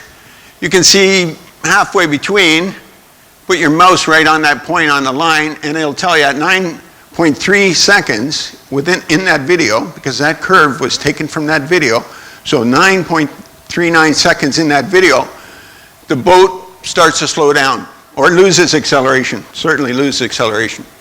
Again, we go back to 9.39 seconds on the video, and we can show the athlete frame by frame what she's doing and what we need to correct to keep that acceleration going in the last part of the stroke. So again, really powerful tool. Athletes love to see it. They like to see their curves. They like that feedback, that visual feedback. So it's only one stroke, and this is a big problem. Because I'm going to show you here is 4 different curves, same crew, in 2 curves from the semifinal, two curves from the final. Here's the first curve. This is the second curve, and you can see second curve, the boat speed at the catch dipped a lot lower, and at the finish, the first curve is not as smooth out of the finish. So there's all these differences each stroke. The next curve is from the final. Now I've adjusted this curve in speed because I think the final was slower than the semifinal. So I've adjusted this curve and moved it up so that the average speed for this curve matches the speed. The average speed from the 2 final curves match the average speed from the semifinals. That's the first. That's the first curve. You can see here on this one. Had a little higher peak speed on the recovery. And here again is the very next stroke on the final. As the crew is just passing me, I was at the 1,200 meter mark in Linz, and you can see. Well, they missed the catch a little bit on this one. So there's inconsistencies. There's inconsistencies in rowing technique. There's inconsistencies in capturing the data with the measuring points. And we'll just talk about those. So the takeaways for the boat speed sort of analysis are this. It can be very inexpensive. The camera can cost you less than $500. Now, here, it's a little more expensive. In Canada, it's less than $500, maybe less than 1,000 pounds here, I'm not sure. It's non-invasive. You can video crew in practice, they don't even know. You can video the races going by, and I've been videotaping races at the World Championships for the last 4 years. So it's non-invasive. It provides objective, quantitative, and visual feedback, linking technique and speed. A direct link between technique and speed, which, again, I'm going to say is really powerful for coaches and athletes. On the downside, it is only one stroke, and can be misleading with good or bad strokes. I'd personally like just to videotape bad strokes because I don't care about the good ones. I correct the bad ones, the good ones can take care of themselves. There's measurement errors. Measurement errors in the video. There's what they call the parallax error. If you're familiar with photography, the further you get away from the center of the frame, the more distorted the measurement. And that's why we try and measure right in the center of the frame and capture movement in the center of the frame as much as we can. But it's not 100% accurate. So there are those inaccuracies. And finally, it does require support, technical people. I've shown coaches how to do this a number of times. They don't have time. You don't have time. You need a technical support person to capture the video and do the analysis. It takes me, not including the download, but probably 20 minutes to half an hour to analyze a crew and go back and extract all that data and develop the curve. We can also capture rigging analysis efficiency. I like to call it efficiency, or rigging analysis data. And we look at these 6 points in rigging analysis: drive time, blade slip, effective stroke length, how far are you moving the boat during the stroke, stroke position, stroke rate, and stroke ratio. And I analyze, for the coach that I'm working with, I do the analysis and say, here, we need to change your rigging this way based on these numbers. This is my segue. That's my segue into blade slip, because that's one of the factors that we analyze for rigging. The blades, I think I'm doing okay. So blade slip, we're going to look at it quickly. Blade slip, what is it? Positive and negative blade slip, and then we'll look at the data from the study that I've been working on. So blade slip is the distance that the tip of the blade moves in the water in the drive portion of the stroke, between the finish and catch, and it's measured parallel to the boat. So we can have a look at it. This is just an example of how we're measuring it. We draw a line where the tip of the blade enters the water, and we run the video through,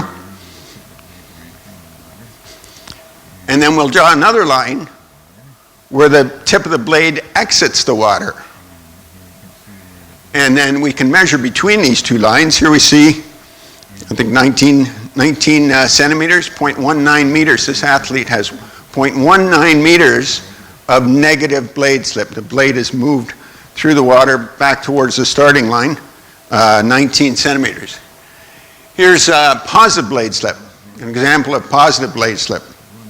Again, we're videotaping when the boat's perpendicular to the boat goes in, or blade goes in, we draw a line at the tip of the blade where it goes into the water.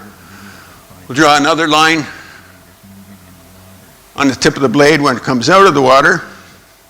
And here you can see that the blade is moved in the same direction as the boat. And we can see 25 centimeters, 0.125 meters of positive blade slip. This slide just contrasts the two, right? Negative blade slip and positive blade slip. But this is my favorite video. This is Thomas Barrett in 2017 at the World Championships in Sarasota, and bronze medalist. Oh, you guys don't know that though, right? He has 0.67 meters of positive blade slip. He's moved his boat an extra 2/3 of a meter from the connecting in his blade. And I can tell you, so the effective stroke length is almost 3.5 meters. In this particular frame, he's moved his boat almost 3.5 meters. The average right now, for the data I have over the last 3 years, 2.77. Average men's single moves their boat from when the tip of the blade goes in to when they're at the finish, 2.77 meters. So another 3/4 of a meter ahead of average right here. I started doing this rigging analysis in 2016 in Rotterdam, and came back with a lot of video. And one of the master's students at Brock University, his name was Zach Lewis, and he offered to help me do the analysis of all the data. We would just focus on rigging analysis at that time. And during the process, he suggested that we co-author a paper on, I think it was after we looked at the data, he said, we should write a paper on this. And so I said, that's great, Zach, you do the work. I'll let you know if we're standing. Work in a different setting, but with a sprinting female athlete, and I agree with Simon, I don't think this is just about gender, but that was not going to work. That did not get the best out of her. So I think you can inspire a big physiological response without just shouting. I think sometimes just making someone feel brilliant about themselves and feeling more confident than they might have felt, or acknowledging, I really liked your point, so I used to work in cricket, and we used to bring these 16, 17-year-olds into a training environment for England for the first time, and we'd give them the hardest possible drill first. So we'd basically bowl at 90 miles an hour at their heads. And we learned that didn't work very well, but not because we were challenging them too much physically or technically, but because they hadn't adapted socially to the environment yet. They were more worried about fitting in with this group of peers than they were about the ball coming at them at 90 miles an hour. So I think it's very multifaceted, and to generate a big physiological response, I don't think it's simply about generating high levels of aggression, high levels of confrontation. I know that works some places, but I don't think that's going to be pervasive for all people. But again, that's just, I've never had to coach rowing, so I don't know. I'd ask these guys. Laurel, you are so nice. For sure, you don't shout anyone. I occasionally shout. Good. I do agree. I think there was a change, and we all have a sense of it was about. I definitely feel like there was a change after 2012, starting in 2013. I think it seems to be. I thought it was just me, but it seems to be a sort of common feeling that there has been a change in the coaching environment in that time. And sort of an example would be, we have athlete meetings. We have them regularly. They're individual athlete meetings. When I first started coaching, I felt strongly that Tom should have an individual athlete meeting with the athlete by himself. The door was never closed, and I was always in the building, all these things, but I did feel strongly that the athlete should have an individual communication and rapport with Tom, and that would be sort of the best way to integrate the athlete and make sure that the athlete felt she could communicate with him and not be scared of him or not be willing to talk to him. Or judging them. Or, you're right. After a conversation that I got into with an athlete, the athlete asked to meet with me personally, and I ended up having a conversation with an athlete by myself, which all turned out fine. Because the buildings in Chula Vista are built very thin, so everyone heard our conversation.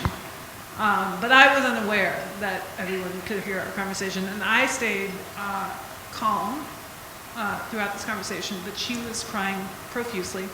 And then when this conversation ended, she went and told people that I had yelled at her and had done things, and I was very aggressive with her, but there was abundant evidence, inadvertently, that I had not, so this never went anywhere.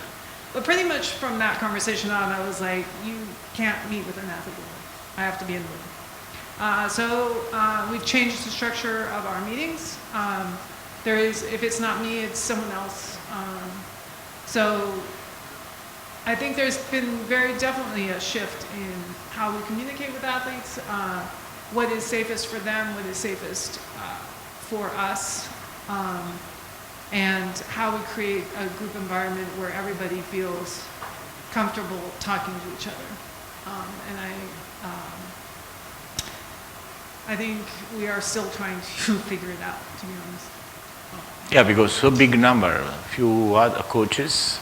Also, if you have the psychologists, but I don't know, I think it's better to have a relationship with athletes and coaches. Psychologists should stay just like the coach Cam or rugby and say, psychologist said, okay, your body language is not correct. Or you should a little bit change a little bit attitude, or you as a coach. So it's kind of analysis. Because I remember always psychologists was coming in my teams where we have other coaches. They started to be psychologists of athletes, and then at the end there was psychologists of coaches. Because all effect on athletes starts from the coaches.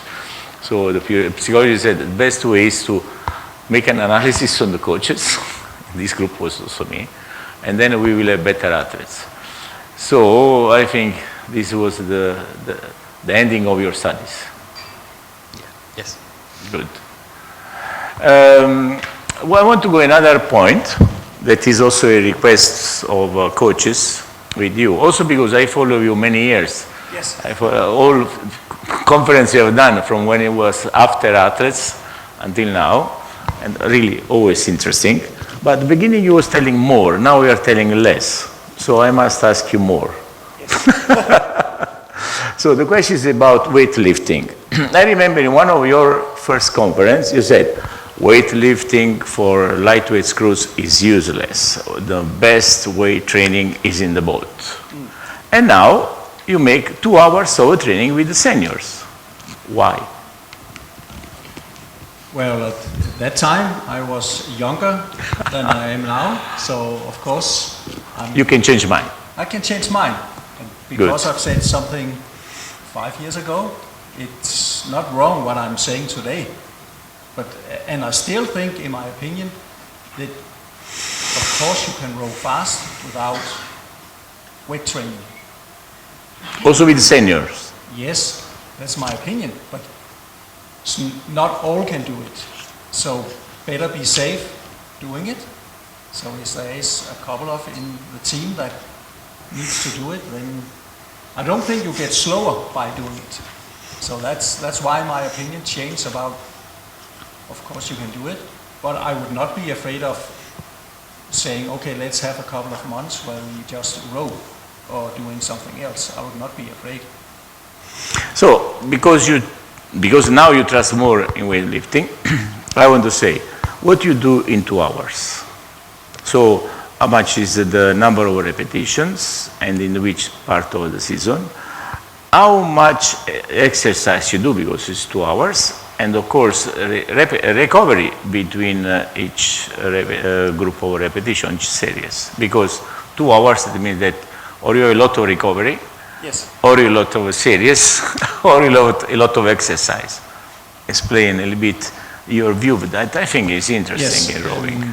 Of course, when we talk about training, it's always about how you understand 2 hours of training, because for some rowers the 2 hours starts when they go into the locker room, then the training starts, and for some it starts when they sit in the boat and they start their heart rate monitor and it stops. So it depends on how you define hours, and I can say 2 hours if I have a group of guys or girls training, then it takes more time because they are talking and the breaks get a little longer. If they do the session alone, maybe they can do it in 1 hour and 20 minutes. So that's why I just say often it takes... Okay, say in 2 hours, so you stay in 2 hours. Yes. And of course it changes on the time of the year, what kind of training we're doing and how much. This time of the year we would like to do what we call it lift many kilos. So at the time of the year it could be 7 to 10 sets of 10 repetitions, 10 lifting at this time of the year, because we want them to gain a little weight. This hypertrophy, what yes, you said, hypertrophy. Yeah. And then we can do that for 5 or 6 weeks, and then we change the training a little, go a little down for a couple of weeks, and then we go up again. So you work on sarcomeres, so you increase the volume of water in the muscles in one way with hypertrophy? Yes, for some of them we just want to have them to get a little bigger, and of course they get stronger because they lift a lot of weight. We also have, when we can see on these tests we have, when we can see now they we think they're big enough, and we can see they're strong enough. They can make a lot of power of 100 meters or 500 meters test or 2K. And then we can see, okay, we can change the training, so it's not that hypertrophy, but more power. And then, of course, is not so many repetitions and so many sets. And then a session can be done in 1 hour or less. Or less than 1 hour. Yes. And when you get your, say, target, which one it is? Is a ratio between the amount of kilos and the body weight? You have an index that you follow? Or is it just the power that you say, okay, this power on 500 meters is enough? How you can say the limit? If we can see they put on weights and they get stronger, of course we will see, can we push it a bit further? Then sometimes you can see it tends, now it's stopping. And then for me it's a sign of, we can try changing the training a bit. And if it's still the same, nothing happens, then in my opinion You reach point. Yeah. And then it's just about keeping them there, finding out how little weight training they can do to stay there.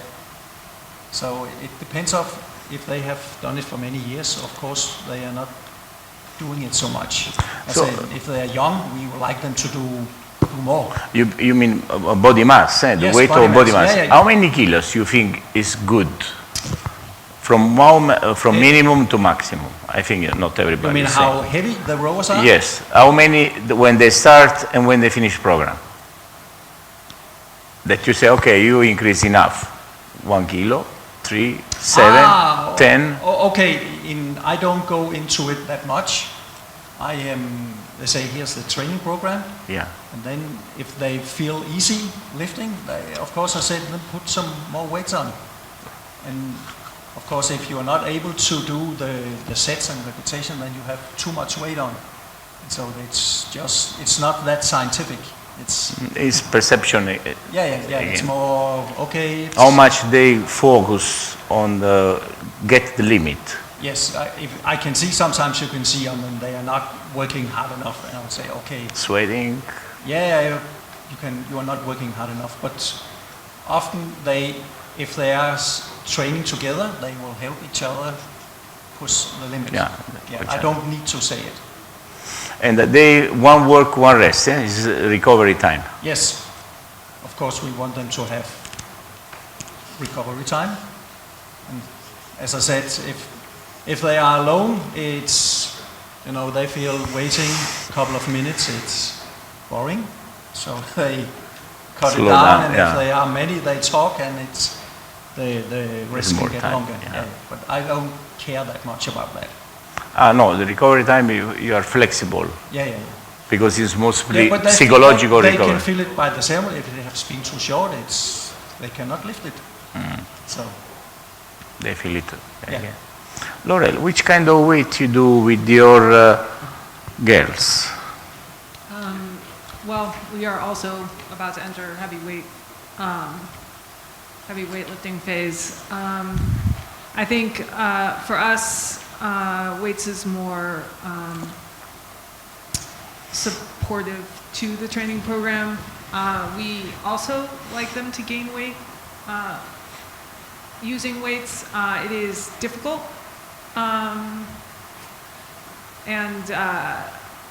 not a huge fan of gender-based sort of assessments in terms of things, but I think my observation is that women tend to, or at least unskilled women tend to not lift enough to do lower rep lifting and really get anything out of it. They just don't, either because they don't have the skill or because there's the fear factor of this is a dumb way to get injured, I'm not going to do that to myself.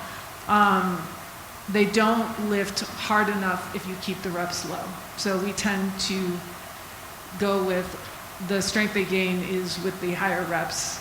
And if it's lighter than they could possibly be lifting, as long as we keep the reps up higher, it is enough of a gain for us. Between how much repetitions they do? Anywhere many? from 8 to 15. 8 to 15. for 15. And the number of series they do? 3 to 5. 3 to 5 series. And it's always the same in all season? Or you change like? It shifts, yeah. It shifts based on sort of assessment. Sometimes they'll start coming up to us and be like, we need to lift more weight, we're feeling weak. Okay, we'll put in another weight session. Sometimes they'll tell us what they want. We don't have a specialized weightlifting coach or a weightlifting program, so it's a little bit more what we have seen over the years and what they're telling us they would like to do. And some of them lift on their own. Some of them really like it and they'll lift on their own. We keep track of that. They'll say, how many lifts are we going to do this week? We'll say 2, and they're like, okay, is it okay if I throw in an extra lift on Sunday? And depending on the training in that week, we'll say yes or no. Why don't you hold off and do that next week? But that's the ones that like to lift. Most of them just do the lift and leave. And one more issue is about in the training camp. You said you are 40 athletes more or less, and the main boat where you train, you have different groups, sculling and sweep, and the boats where you work more is the 8 and quadruple, or only pair and single? We would spend probably most of the fall, pairs. We use the pair a lot. 1, it helps with skill, and 2, it helps with competition.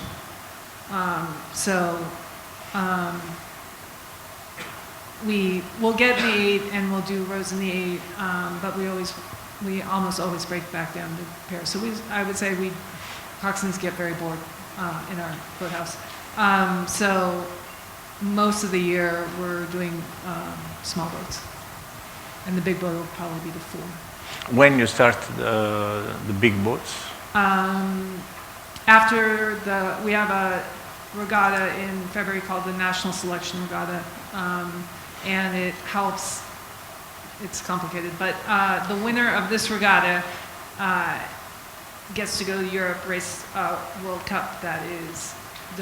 Anyway, we get to race a World Cup, and if they perform above a certain amount, not defined by us, then they have the right to be the pair. So after this whole thing is decided, or not, because they can decline it,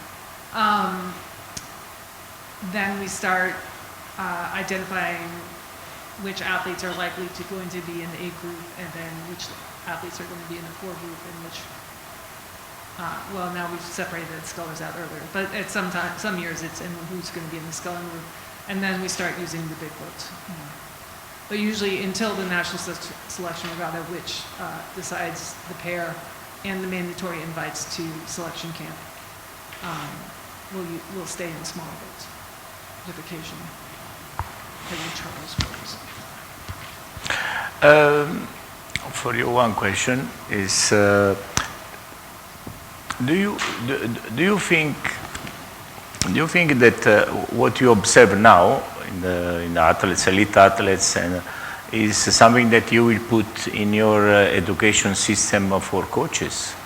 It's something that you transfer there to create better didactic, something that can be, you don't need to make special attention on high level, because if you start also from the base to go up with the right mentality of coaches. I'm not sure I follow. I said, what you are watching now, what you observe, what you are trying to change in elite level between relationship between coaches, give more culture, so on. It will have an influence on the education of coaches. So you start a program watching the activity or this profession from another point of view. This has an influence, is your target, or doesn't matter, we just work on the top and... No, I think there already is.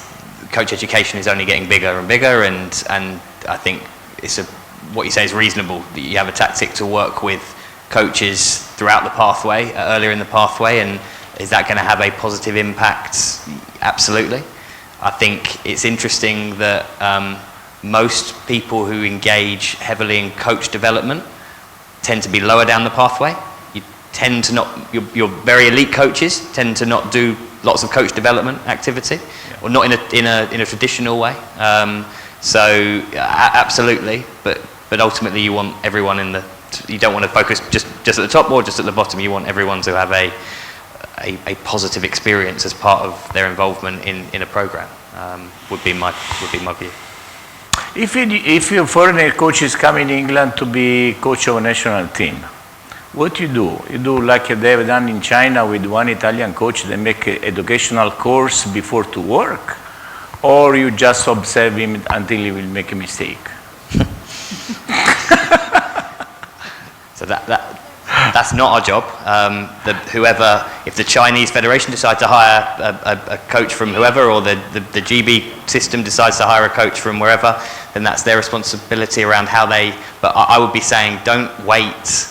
Like, how do you induct? If you come from a different system and you're going to come and coach in a different country, I would want the induction process and the process by which you transition someone from one country to the next to be really well thought through. Don't just go, well, he's a successful coach over there, let's just get him or her, let's put them in this environment and then they'll be good. That might work, but someone who's worked in 2 different countries, I wish I'd had some education and some help with thinking what I might have done in the UK is not necessarily going to work in North America, and what I've done with cricketers is not going to work with American footballers. I still think the same principle applies. If you took an Italian coach and said, come and coach this quad in Denmark, I think you need to think really carefully about what they're about, where they've come from and where they're going to. And I'd say the same with athletes. What's their journey that they're being on before, and then think about how you might coach them, how you might develop them. And if you've come from, I'll do the GB example, you've come from the States and you've spent 4 years in a college program, I might work very differently with you than if you've come through the university system in this country. And that's oversimplifying it, but I think I wouldn't wait until they're there. I'd be thinking about how you transition people the best way. Does that make sense? Test. You said you are not interested for VO2 max. You are not interested for 1 hour test. Why you make test? Are you testing me? Of course. Of course I'm interested in VO2 max, but I often discuss when we do the tests, why are we doing it? What are we using it for? So sometimes we have crews we have tested in the spring. We have measured the VO2 max. After some month where competition, we test them again. We see a result. And what do we do about it? It dropped, but they still row fast. So we can say, okay, now they are just having the energy from another source, anaerobic work. And of course it's nice to know, but we still do, the training like we used to do, and it ended up that they are rowing fast. So of course it's telling me that if this rower has a high VO2 max, yes, potentiality. Yeah, this rower is more aerobic based. So of course it gives me some kind of information, but he can still row fast if you have a guy who is more anaerobic based, more power based. Maybe he cannot go fast on a 1 hour test, but he can still go fast on a 2K. So it's information, but how am I using the information? That for me is more interesting, because we can have information, a lot of information, but it's how do I use it? And sometimes as I said, I'm not using it so much. The stopwatch is the best test. Yeah, and sometimes I don't even use the stopwatch. I just coaching. Yeah. And so test, you make it 6 kilometers, 2 kilometers? The longest test we have now is 6 kilometers. 6 kilometers. Yes. And for you it's important to understand the speed on the test or to understand the range of pulse rate on which you must work? Actually, when we do these tests, it's to giving us information about this athlete, of how we should change the training. So this athlete has a lot of power. We don't need to focus so much on, example, training lifting weight. We can focus more about building up aerobic base, and the opposite way, if it's a lot of aerobic base and lack of power, we can say, okay, in this period you focus more about building up power. So you mean it's polarized training? Yes. So, and based on the results of the test, yes, we change. You change and you polarize your, so where you see is weak, you force, you make a block of training on what you see. But you don't have the risk that you lose what you had. Of course, you always have. That's the art of being coach. Find the balance. And your blocks, how long they are? We have coaches on the team that make, long, training plans for long out. Yeah, one year, you have blocks, because polarized is blocks of training. Yeah. 3 weeks, 4 weeks, 6 weeks. We use normally between 3 weeks and 5 weeks, and then we look at and see what have happened for these weeks, and then we can, if it's going the right way, we can continue a little bit, and then sometimes it's only 2 weeks, because some of the adaptation comes fast. If you talk about power and strength, aerobic, it comes very fast. Yes, and if you have building up aerobic, it can take a month or a year before you actually, if you change the program, maybe you first see the results after 1 year of training or 2 years of training. So it depends on what is the main goal of the training. Rosie, 2 minutes? I am at beginning. Your test, Laurel. Which test? 6,000, 6 kilometers too? Yeah, we do the very exciting 6 I think it's very American, 2K and 6 kilometers. For power, we used to do the... It's not working. New one.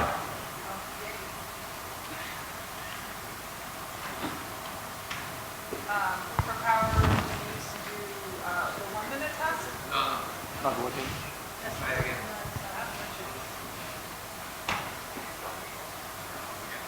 It's telling me it's 2 minutes. Go ahead. Hello? Very close. We used to do the 1 minute test and the 10 stroke max, max test. They rarely get to 10 strokes. We've changed that because we actually found the 1 minute test had almost an aerobic component. There was too much of an improvement in the 1 minute test for it to be truly a power test. So while we just do a 100 meter and a 500 meter test for power, we also, like everyone, are looking for athletes with power. We also have very aerobic athletes, but one of the ways to get our attention is to have power if you are a collegiate athlete. We don't do much VO2 max testing at all. We have sporadically, depending on, honestly, I'm not really sure what. I don't ever think it comes from Tom. Sometimes people come and we're doing VO2 max testing. I would say that we also don't really learn a lot from it that we can change. The one thing we can sometimes learn from it, but it happens so sporadically, I'm not sure it's entirely relevant, when we have a large influx of new athletes that we don't know very well, it is a way to watch them and see how they compose themselves in an environment they're unfamiliar with. Most of them will have not done a VO2 max test, and just sort of watching them, how they handle the pressure of it and how they handle doing a 2K, which they have a standard for, in an environment that they're not really sure what's going to happen. So that it, in a way, it gives us some information about how the athlete may handle pressure and what to be looking for in a different situation. But in terms of the raw number, we've never looked at it and said, you're in the boat, or, you know, you might as well go home. It's just, it's not as useful for us. So we do the standard tests, and then we do speed orders and power. What is for you volume of training? Sorry? Volume of training in the boat. What say today? Make volume of training. How much is volume? The idea of volume of training. I would say our goal is to get everyone to be able to do 200K of rowing motion, and we Per day? Yes, per day. Per day. 200K per week of rowing motion, and then when an athlete will first come to us, it's minutes and some rowing motion, some other, and then slowly the minutes go from the other to the erg in rowing motion, and then ideally eventually it's all on the water. But it's definitely a progression, especially with all of our kids coming from college and the training restrictions, and most of them are accustomed to training too hard. They'll get on the erg and pull steady state numbers. They're not going to make it. So we have to pull them way back and get them to go slower before we can let them build up the volume. Do you measure lactate when you make volume? No and yes. No, because I know there's some young coaches, they ask me, you know, my athletes say to me that I am not enough exact in training, I should measure the lactate. So you are one of two of the top coaches in the world, so you should measure lactate every section, or not, to no. be exact. We don't, I think if one were to take that approach and measure lactate every single session and have years of that kind of data, it might be useful, but we don't have that kind of manpower. So we do take lactates. It's more of a check-in, and when we do it ourselves, but when we have physiologists do it, they almost invariably come back to us with numbers that they claim that these athletes should be pulling, and from personal experience, it's almost always wrong. So we do periodically check in ourselves, and it's more just to make sure that something is steady state, that's steady state. We don't really go much past that. We do go off perceived exertion sometimes. Actually, we go off perceived exertion, especially when we're trying to get people to build volume in a rowing motion. Don't look at the number, just feel what you're doing and make it feel easy. And you? End of time. Yeah, but you should answer about the lactate. We only do lactate testing when we are doing, measuring their VO2 max on a 2K test. On ergo? On ergo. And in the boat, do you measure? Never? No, never. Also, they got this lactate measured 2 or 3 times a year. Why? Because we can see if sometimes you can see the oxygen uptake, VO2 max is high, and then the lactate is low. It gives us information about where the energy comes from. Sometimes you see VO2 max is dropped and then lactate is up. It's telling you that more energy is coming from anaerobic energy, and that's it. You just know the origin of energy, but it doesn't matter. You want to know the speed. Yes. Yeah. And the oxygen saturation, you measure it? Before training, for example? No. No. You? No. Okay, from my point of view, it's okay. If you have other questions? No.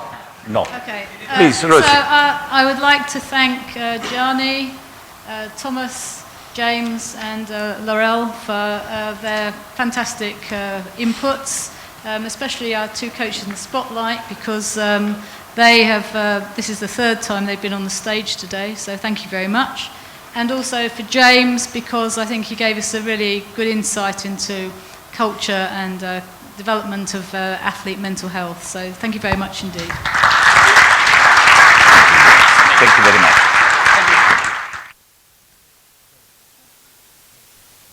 Thank you. Okay, last session. I'm Faisal Soula from Tunisia, visa competitive commission and visa consultant for Africa. I have the pleasure to introduce you a group of 2 women and 2 men to speak about and talk about the beach rowing. As you know, the beach rowing sprint event started in 2015 during the first Mediterranean Beach Games in Pescara, Italy. And it continued to be in the program of many regional and continental beach games as Commonwealth, African and Asian games. Last June, I was in Cape Verde, in Sal, Iceland, as a FISA and FASA. FASA is the African Federation, as a technical delegate for the first African beach games, and it was a success for rowing, of course, as a beach in Africa. And we noted a great interest to our sport by the NOCs. It is very important for us who have rowing or who have not rowing. And they felt this is found it our sport. They found it attractive, fun, and offer a big show. So during this session, the last one, I have the pleasure to ask Guin Batten, chair of the FISA Rowing for All Commission, to give us an overview about beach rowing. For the physiologic side, Dr. Mark Hammer, a senior applied sports and exercise scientist from the English Sport Institute, will talk about the physiology in beach rowing. Tim Fenemore, GB coach for the World Rowing Beach Sprint held last month in Chengdu, China, will talk about the race preparation. And the last speaker is Robyn, Hart-Winks. She's international light women rowers in GB team, and she will speak about her experience as rower in the Commonwealth Beach Games. Right? Yeah, thank you. Thank you. Thank you. Okay, thanks, Faisal. Thank you. Great. Thank you.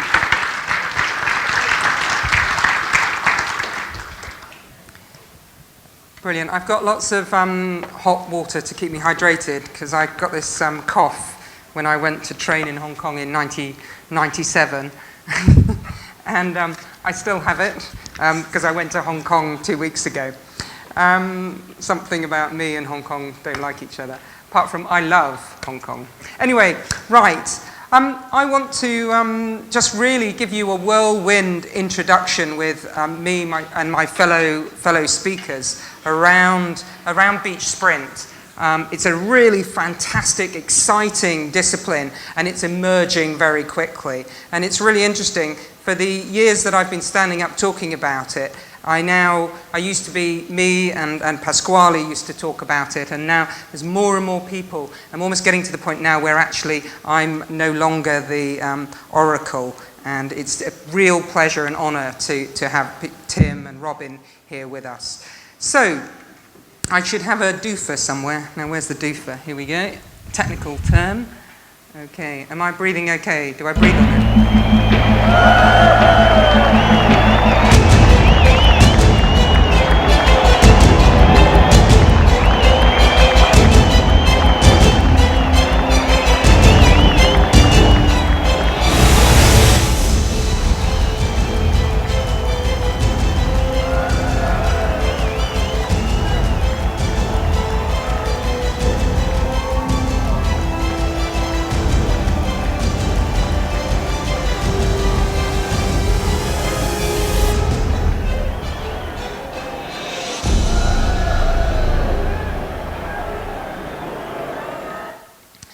Great. So it's exciting. There's lots and lots more skills that the athlete needs to have other than just going incredibly fast in a straight line. There is so much more going on. So as coaches, you're going to have so much more to think about. In essence, the discipline is coastal. Think about it as the mountain biking of rowing. And there are two current disciplines, there are two current formats that are raced at a world level. The endurance format and the beach sprint format. The endurance format is a bit like the endurance format in mountain biking, and the beach sprint is nothing like the downhill format in mountain biking. So you can see here's a race course from the the 13th World Championships held in Victoria, near Vancouver Island, up near Sydney. We had some fantastic tidal conditions out there. The only problem was it was flat as a pancake. So the athletes that were very good at placement of their boat and the understanding of the tides, so some strong tides pushing them onto the marks, were the most successful athletes on that occasion. And of course, different athletes will come to the fore in different conditions. The beach sprint, so as Faisal said, the beach sprint format came around primarily with our reaction to the emergence of all of the beach championships that were happening around the world. And the first time the event was put together was in Pescara on the Mediterranean as part of the Mediterranean Beach Games. You can see here the beach sprint format is an out and back format. When the water is very calm, we'll do slalom out and a slalom back. When we get some decent swell under us, we will come straight back. The reason we come straight back is because we want to make sure the boats are lined up to take advantage of the wave break as it comes onto the shore. So, here, if you look at the events that have taken place on the world stage, Mediterranean Beach Games have held it twice now, actually, and for the first time we had a world event was held this year in Shenzhen in China, the week before the coastal endurance format. Sorry, my notes are flying all over the place here. That was held in Hong Kong 2 weeks ago. So how do you learn about it? Well, the interesting thing for me, and I find it very, very hard, is the place to find the rules is on Appendix 23, I think it is, and 25. So you've got to pretty much dig deep into the rule book to find the rules, but they are there. The interesting thing as a coach, and I know the coaches spend a lot of time reading their rules, and they never fall foul of them, is that they are departures from 2,000 meters. So anything that isn't mentioned in the departures defaults back to what is in the rest of the 350 pages. So keep a grip of that as you go through. Classes. So the boat sorry, my Hong Kong cough coming on. So the classes, the boats that are running is the solo. We tend to call it solo rather than single, just as a nod of the hat to the French, who codified the boats, to the double and to the coxed quad. Events are held in male, female, mixed, and the very exciting one, which is the relay. We don't often see that one, but it is certainly very exciting. I'm going to show you a slide now. And before I show you this slide, I want to preface really to you all is that, that this is a very provisional slide, and that I don't know whether you're aware, but one of World Rowing's propositions as a replacement for the lightweights at the Olympics is the coastal discipline, and you can see here. Oh, sorry, it's one of those. You can see here that there's a potential proposition on the table to make sure that we retain those places at the Olympic Games. And some of the reasons why I'm so excited about this potential opportunity is that the agility and the skills that the athletes need to take part in coastal are really different to those out-and-out power machines that need to go down that track as fast as they possibly can in 2,000-meter rowing. So I'm moving very swiftly off that side. Okay, so really, what are the principles in which we created the format? It's quite unique. It's a format. It's a. Sorry, bear with me. There we go. So it divides the beach and the sea. There are very few formats, especially in the beach games championships, that cut across the beach and the sea. It's designed to be very high tempo and come across very quickly. It's meant to tie into the culture of the beach. My ambition is always that we headline with the DJ, and the beach sprints is sort of second under the DJ's name because he's such a legend on that beach. That's yet to happen. We also, by designing this event, we've made sure that the competitors are really close to the athletes. They're really close. Sorry, the fans are really close to the competitors, so that they're actually feeling what it's like to be in the sand. They're actually hearing what the athletes are saying, etc.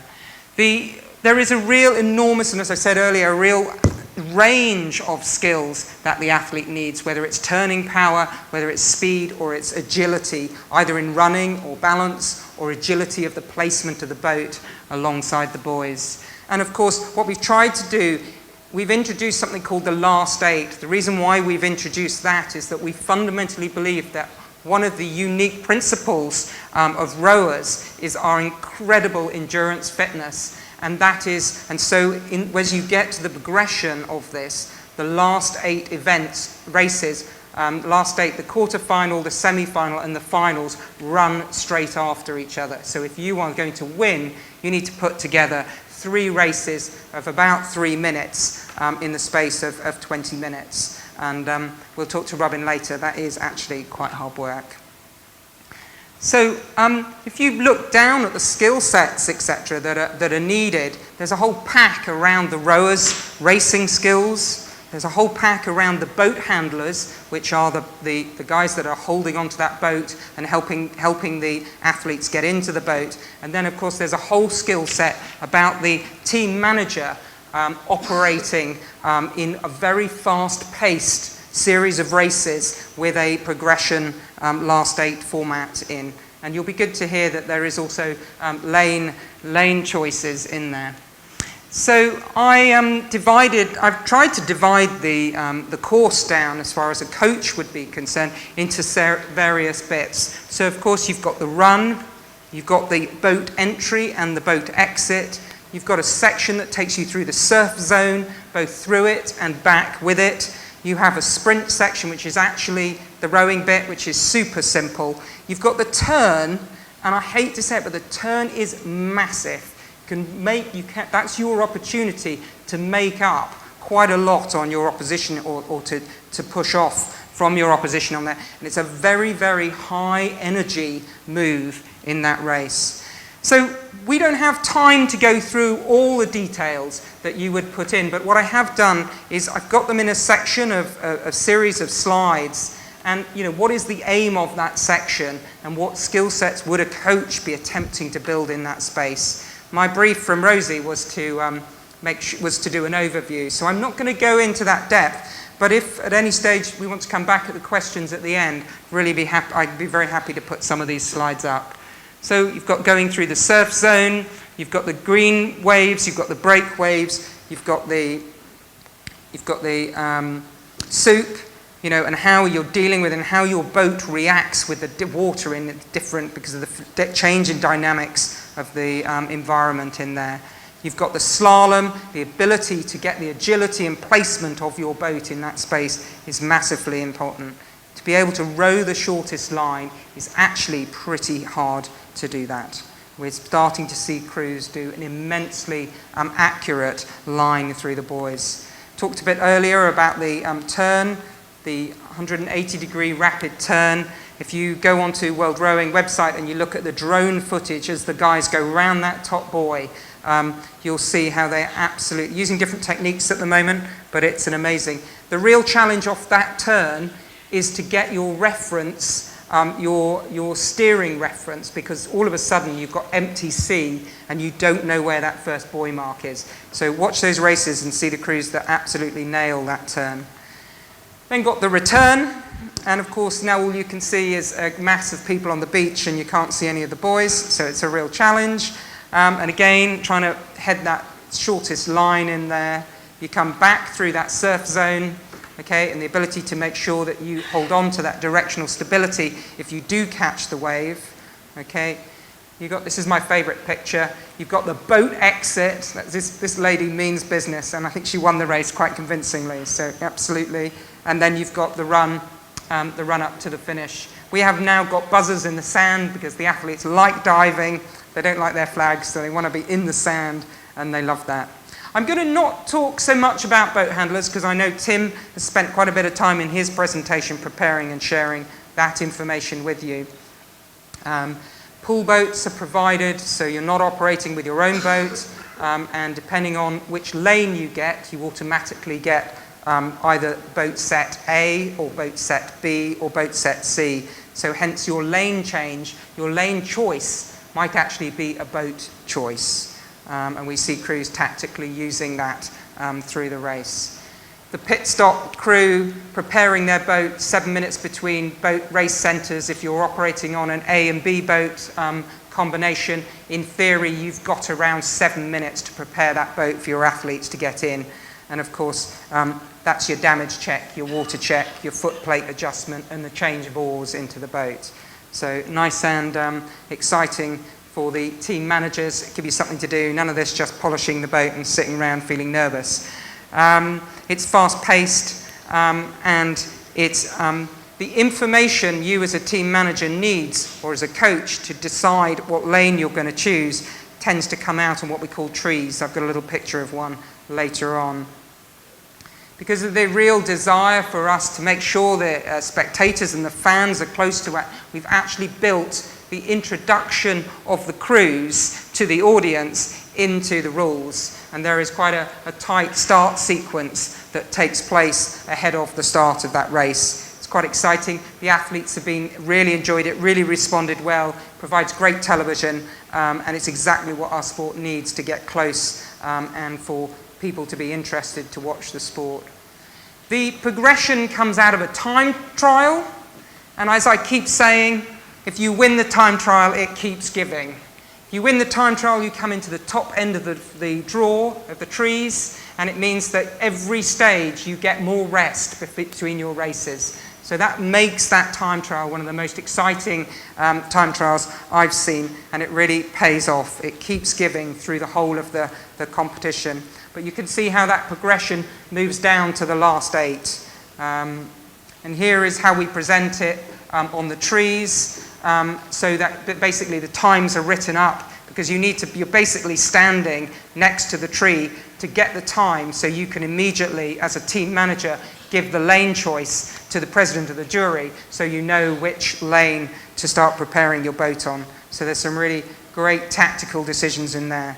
So it's more than just the athletes, the boat handlers, and it's the team managers and coaches. Selecting lanes, it's written into the rules, and you have to do that at least 10 minutes before the race time starts, etc. So at that fantastic end of the rapid whirlwind tour of an overview of beach sprint, I'm now going to hand on to my colleague Mark to take us through the physiology side of things.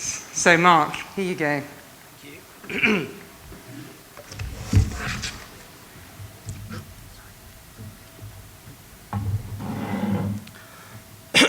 Thanks, Guin. So when Rosie asked me to present on beach sprints, it was my first exposure to the sport, and as you can imagine, having spent 12 years working with Jürgen and Paul in the GB system, it was a little bit of a step outside my comfort zone for what I knew from rowing physiology.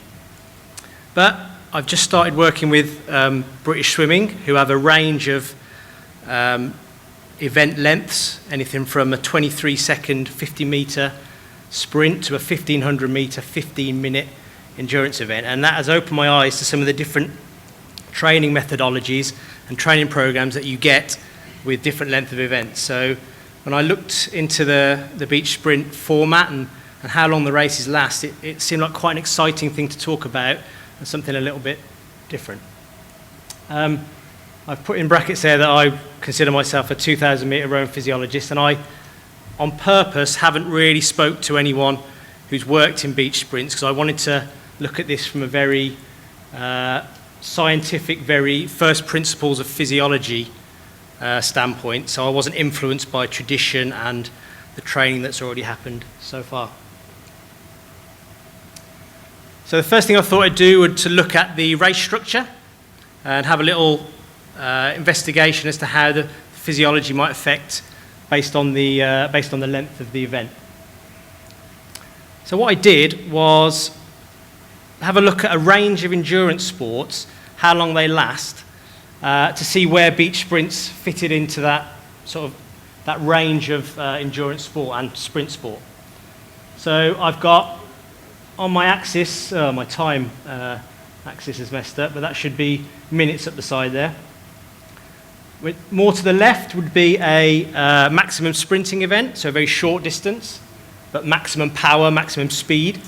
More to the right would be a longer endurance event with a extended time to exhaustion. So you can't use maximal power, you have to go for longer and pace yourself that little bit more. So if I put the classic 2,000-metre rowing events on there, dark blue for men and light blue for women, you can see that rowing fits in that sort of 6 to 5.5 to 7.5 minute race length duration. But that is considerably longer than any of the beach sprint events. So I looked at some other sports to see if I could get a feel for what else was out there in this time zone. Athletics. On the far left, you've got the 100-metre sprint lasting 10 seconds, all the way up to the 1,500 metres and the mile in the middle. So I've kind of covered the range a bit more there. So we've got some events that are in that 3-minute zone. If you put on swimming events, anything from the 50-metre sprint all the way up to the 1,500 metres. So we're trying to fill up that continuum of event lengths. Cycling track events, endurance ones, the 3K and the 4K time trial, individual and team. And then the beach sprints. So that's where it fits in that continuum of race length, and that has particular considerations for the physiology of the event. It's also worth noticing that there isn't a lot in that kind of 5-minute bracket. I couldn't really find any sports that last for 5 minutes, quicker than the men's 8, but slower than the men's 400-metre sprint. And if we look at that from a really deterministic first principles energy system breakdown, you've got your ATP PC sprint energy system for that 10-second burst of pure speed and maximum power. We've got an anaerobic zone, which is anything up to the kind of 400 metres on the track. And then the majority of those sports, the majority of those events, their predominant energy system is aerobic metabolism.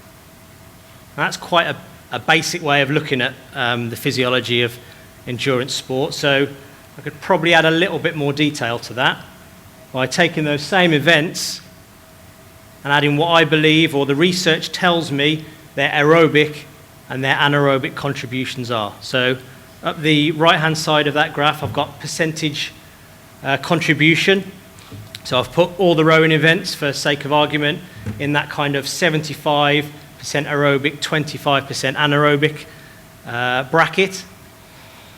And then some of the other events have a higher, some of the distance running events and the swimming events, track cycling, have a slightly higher aerobic contribution because they are not paced the way a rowing race is. Obviously with rowing we have that very fast start, we have the soup bowl, then we have a steady middle, and then acceleration at the end. So some of the track and field events and the cycling events, they get up to speed and they stay at a constant speed. So there's less interaction from the anaerobic system. And as we move to the left, we see a deterioration in the aerobic contribution and an increase in anaerobic contribution to that sport.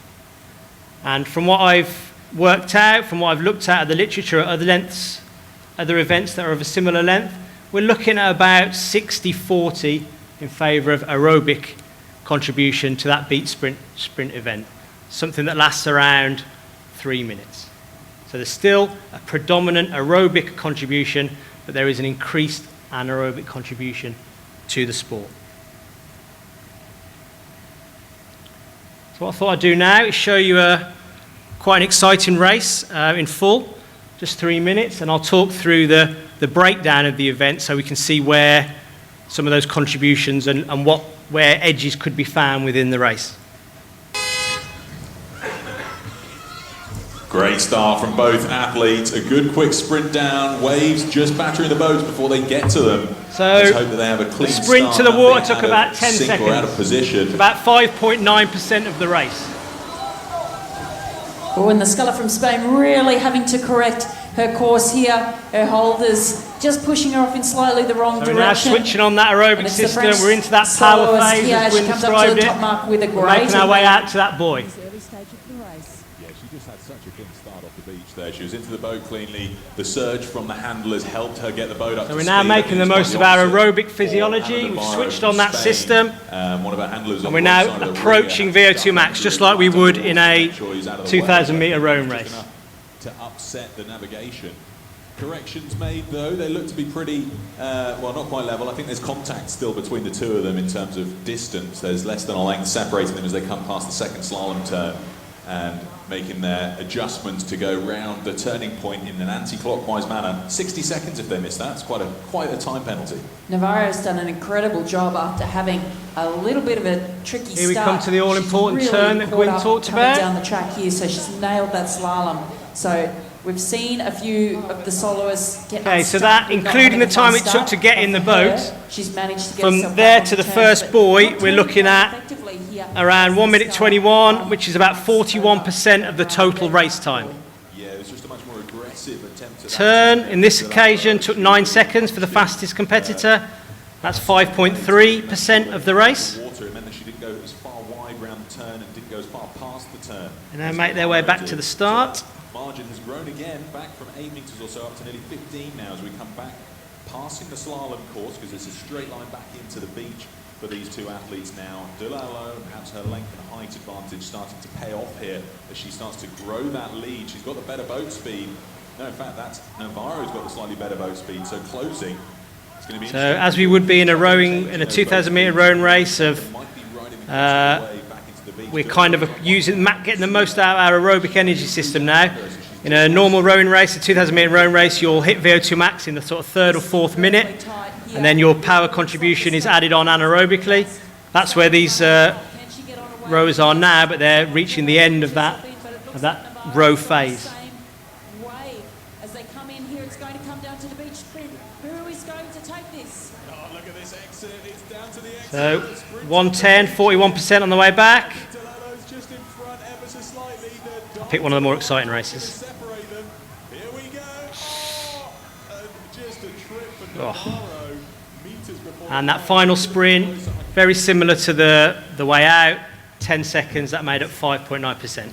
So that gives you a bit of an idea of the breakdown of the race and where performance could be worked on, where you could target training in that particular race.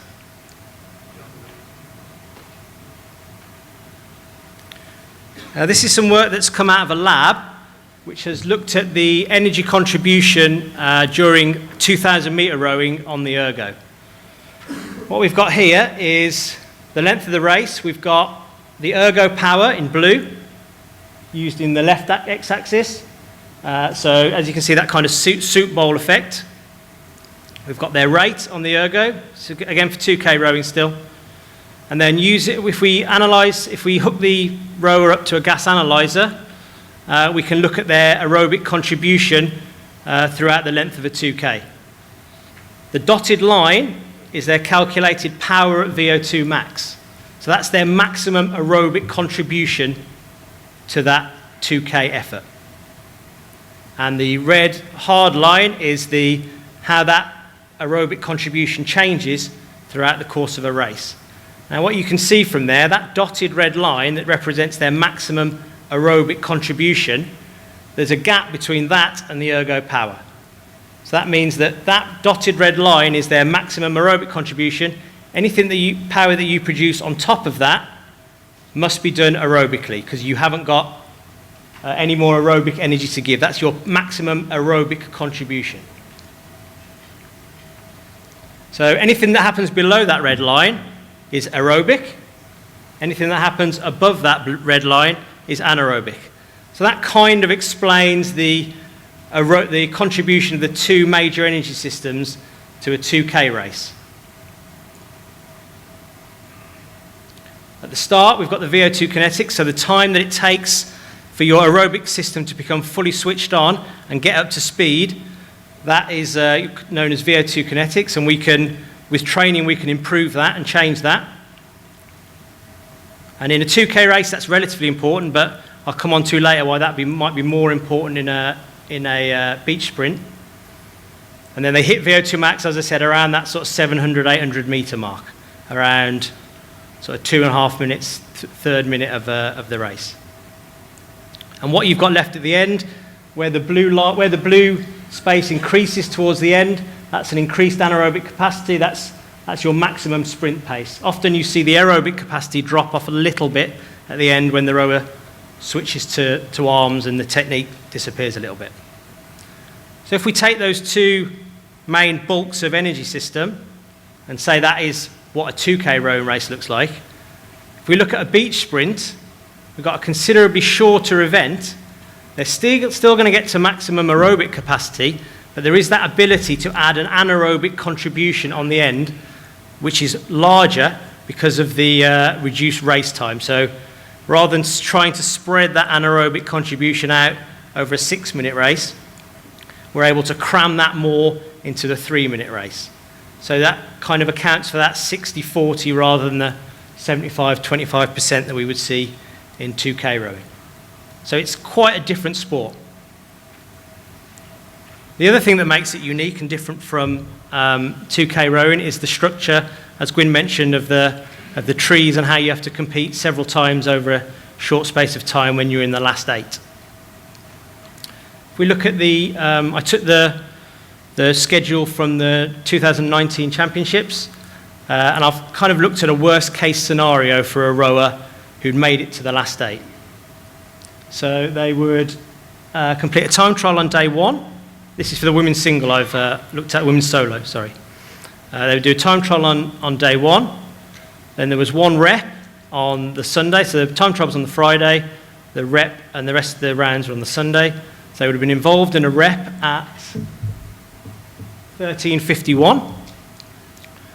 And then would have been involved in a quarter-final, semi-final, and final at those times. 3:10, 13:38, and potentially 4 minutes past 4.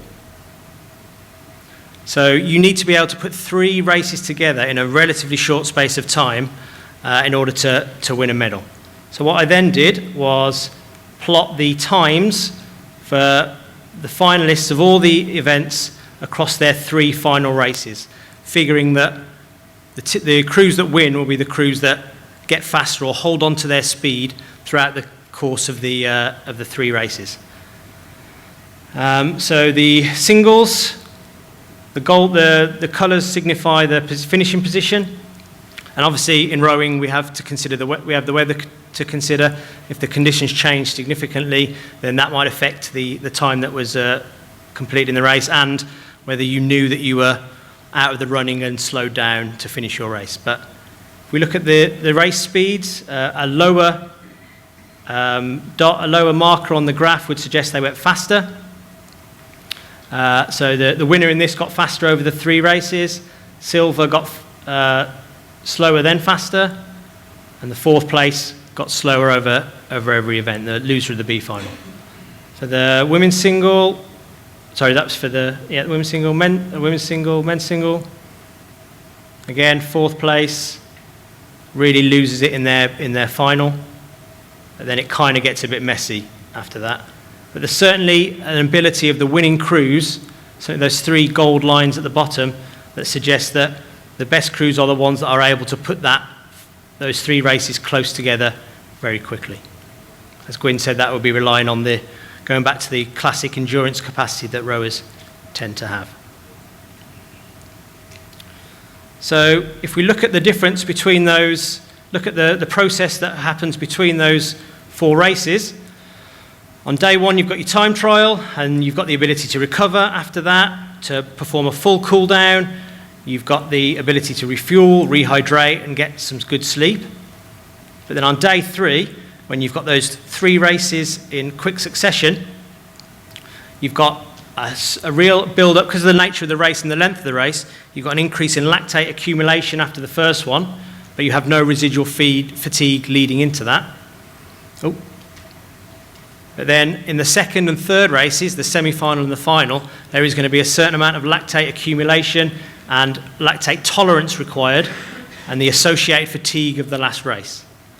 So you're going to have to learn to cope with increased levels of lactate and the fatigue that causes, or the fatigue that is associated with that lactate. And you're going to have to put that on top of each other again and again in order to win the race. So there's a real lactate tolerance component to beach sprint racing. So one of the other things that Rosie and Guin asked me to look at was how you might train for this kind of event.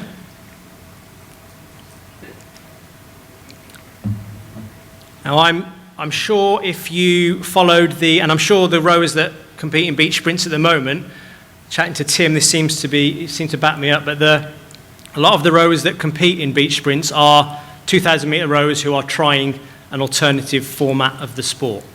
So if you followed a traditional rowing training program, a high volume, low intensity through the winter, that would be a very appropriate way to get good at beach sprints, to follow that kind of training program. And I always use the analogy that you're trying to bake a big cake. Over those winter months, you spend all your time getting the volume in, building a bigger cake as you can, so that when it gets to the summer, all you've got to do is put a little bit of icing on top and you're ready to race. Sorry to put these up before dinner. What you want to avoid with that traditional rowing training is cutting down on the engine building and putting too much icing on the top too late by doing excess speed work.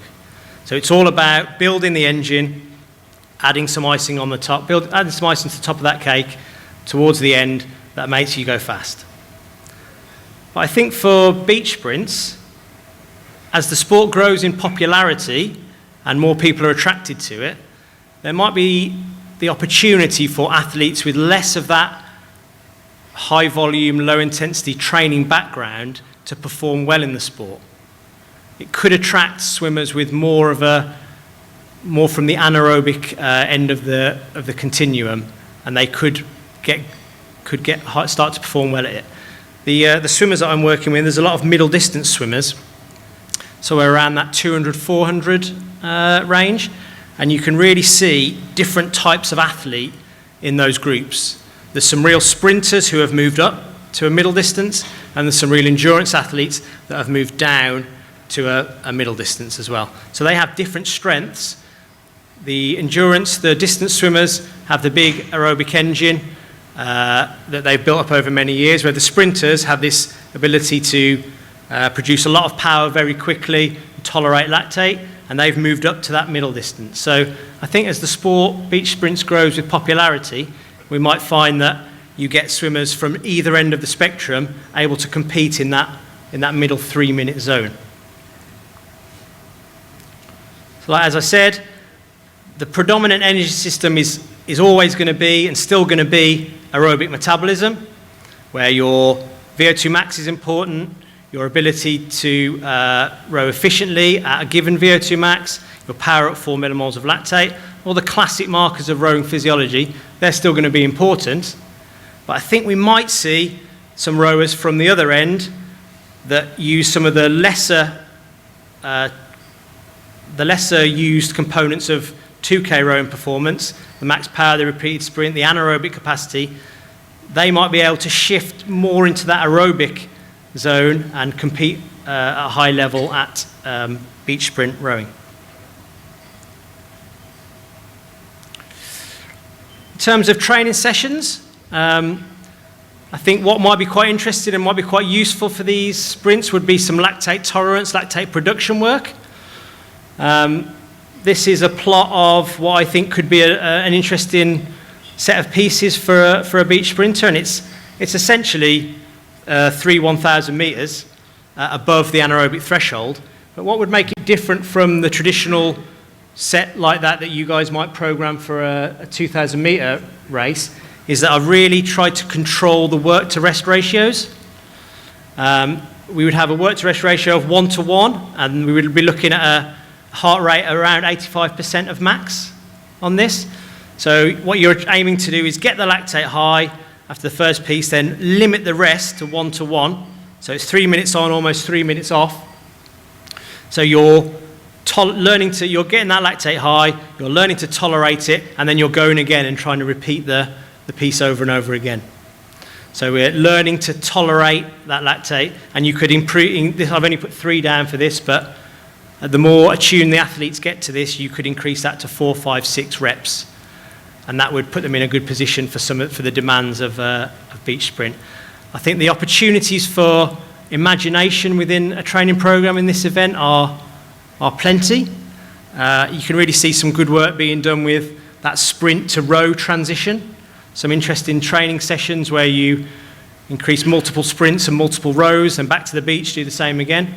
But really controlling that work-rest ratio so that you're getting the desired physiological effect during your session. To finish, just some of the, if I'm allowed to say marginal gains anymore, some of the factors that I think might play more of a part in beach sprint rowing than they do in 2,000 meter rowing. I touched earlier on VO2 kinetics, that ability to get your aerobic system turned on very quickly in the race. If you can do that in 2,000 meter rowing, you can spare your anaerobic contribution for later in the race for your sprint finish. So you're reducing that blue area at the start, and that means you can increase it at the end. I think VO2 kinetics in beach sprint rowing would play a much bigger part because of the shortened length of the race. The quicker you can become aerobic, get that VO2 max up as high as you can and row, you're saving that sprint capacity for the end of the race. So that will have more of an impact in beach sprints than it will in 2,000 meter rowing. Pre-activation potential is another one, or PAP as it's known in the literature. This is where you conduct some kind of heavy lifting or high resistance work before your event. There are stories of Chris Hoy before his kilo race doing some fairly heavy squatting underground in the velodrome before his races. You've then got about 8 minutes while that increased recruitment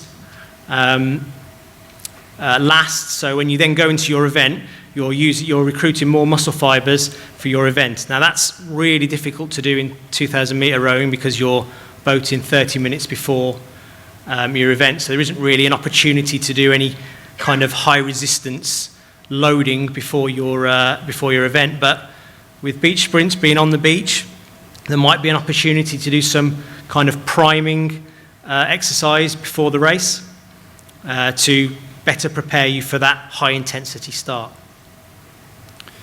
And finally, I think it's quite fascinating the choices you can make around who does the sprint. I think in the crew boats, you can choose who makes the sprint down the beach and gets into the boat and who does the sprint on the way back. So obviously there's some real big factors about who your fastest runners are and what position they sit in the boat. So there's probably some quite interesting statistics about picking an ideal crew and who does what side of the race and who does the sprint and who does the second sprint. So there's a lot of variables at play that would be a sports scientist or a performance analyst's dream throughout the event. Okay, thank you very much. Over to you, Tim. Cheers, Matt. Thank you.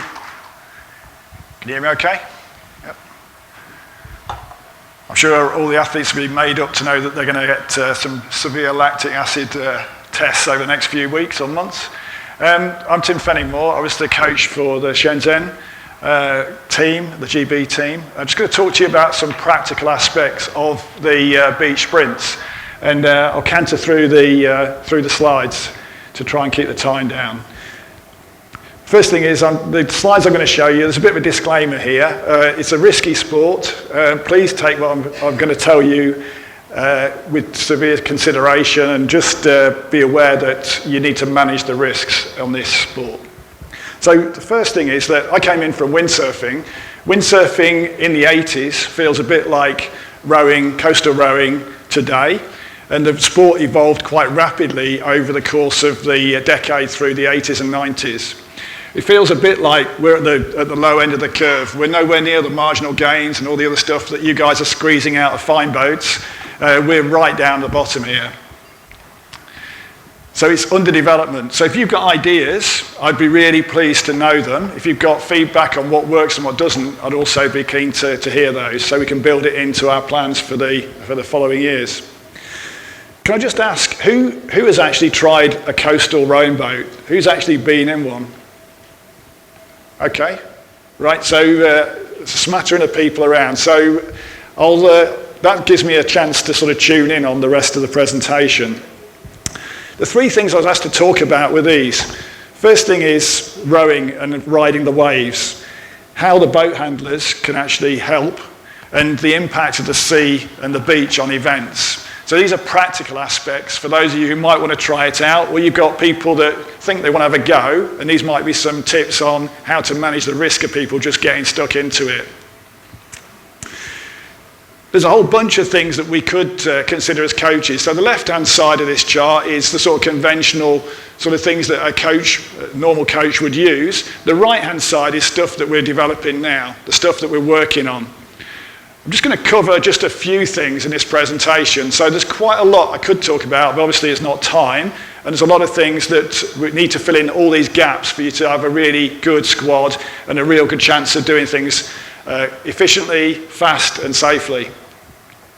First thing I want to talk about is the impact of waves on events.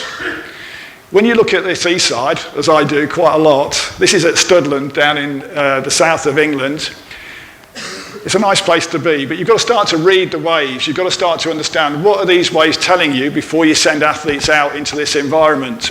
It looks pretty straightforward. The sun's shining, it's a nice sandy beach, but there are things you need to look at. There are different types of waves. There are wind-driven waves that tend to be quite ripply, if you like. They can build up, but they're smaller compared to swell, which comes in sets. And I might be teaching you to suck eggs, it might be straightforward, but we need to consider these things because they appear at different points on the beach.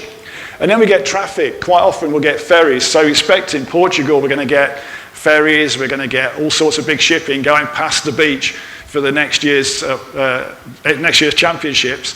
We're going to probably see all these things, Atlantic swell, some wind-driven stuff, and some traffic wash. The other thing you get is some weird things. So when the wind and the tide are in the same direction, you get a building ripple of water. But when you get wind against tide, you can get some really strange choppy stuff flying around, and that really can upset the boats. So being able to read the waves before you send the athletes out is really important. And for the athletes to develop this knowledge as well is really important. It's about Coastal rowing for me is not about finessing and an athlete going out and trying to perfect things. It's about minimizing the amount of things that go wrong, and it's about thinking and then reacting accordingly. It's the one who makes the fewest mistakes that wins the prize. So this was Shenzhen. Waves coming in. So we had a combination, mainly swell driven here. There was very little wind really. Steep beach at high tide. So the things when you go out, you're looking for a beach to actually run an event, or you want to do a coaching session, these are the sort of things you've got to look at. What's the gradient of the slope, the gradient of the beach at each stage of the tide, and I'll talk about that in a minute. There's also, where's the prevailing winds? Is it an onshore wind, a sideshore wind, an offshore wind? Consider that and factor that into your risk assessment. The composition, fairly obviously, you're going to run the boats up the beach. If it's sandy, the boats get a fairly easy ride. If there are rocks, they don't. And there's local hazards. Now that might be, we get the occasional swimmer coming past, not always marked. We've got traffic, we've got wash from boats, as I just said. We've got to consider these things, just some of the things to look at. In Shenzhen, we saw quite a dramatic change in the gradient of the beach. So at low tide, it was quite flat, and it picked up on the high tide. Low tide, with a flat beach, you get crumbly waves. They're quite easy to deal with, they're quite good fun. When it gets to a steep gradient, they get quite dumpy. That can cause some quite interesting incidents, if you like, and risks to the beach. So the beach and the beach slope at different tide states gives you and the athletes different challenges, and you need to be aware that it can change through the day. When things go wrong, when a boat's swamped with water, a 160 kilo boat can suddenly become 300 kilos. And no matter how many people you put around it, you've got a difficult situation to manage. So just think things through before you go out. Whoops, sorry, go back one. Right, the risks on the boat, which this is the boat that Robyn changed the geometry on in the training session before Shenzhen.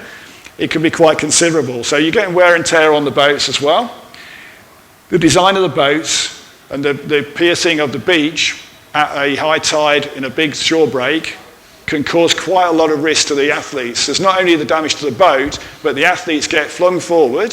So having boats that can cope with this and are designed to make that as soft a landing for the athletes as possible, the better.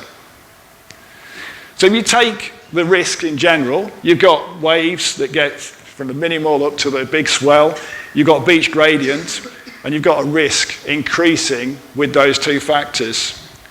Consider your athletes, not the best ones, all of them, the weakest athlete. Have they got the competence to progress up this? And at what point do they not have the competence to go out safely?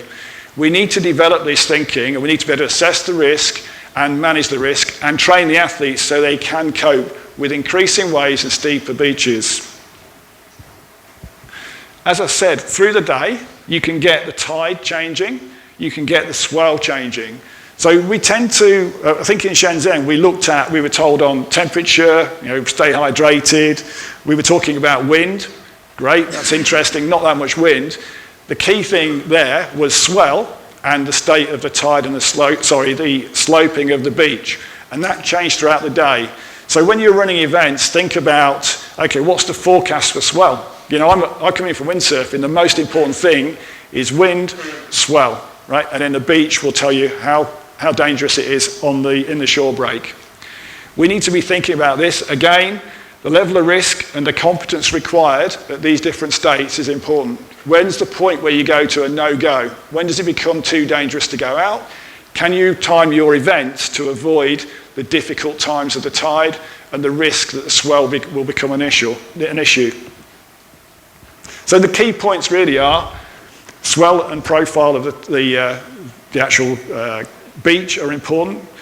Rowers will push themselves. So rowers who are competing, they're going to go out there and do it because they want to get medals. We need to be responsible in saying, when does there come a point where you say, enough now, when does it stop? And beach handling and coxing are really critical skills.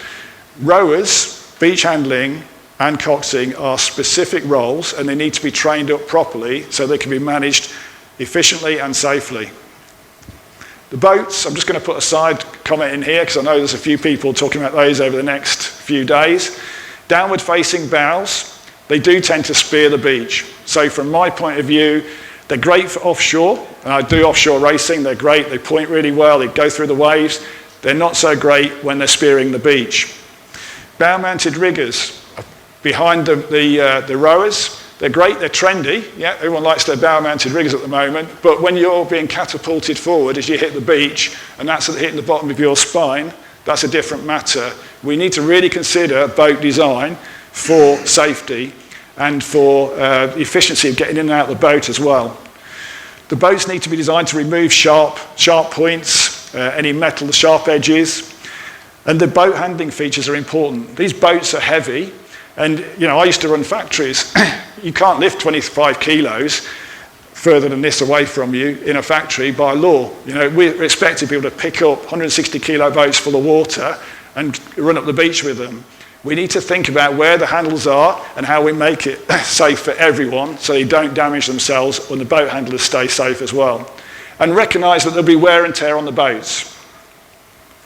So boat handling, the rapid changes between the heats. That means that we need to check everything, check anything that's screwed together, check the runners, check everything because things go wrong. I caught 3 things in the course of our events where simple things just weren't done up, right? And I make mistakes as well, so I check them, I ask the athlete to check them, and I ask an athlete to check the athlete. So we have 3 checks, because when you're doing 15-minute changes, there's such an opportunity to miss something.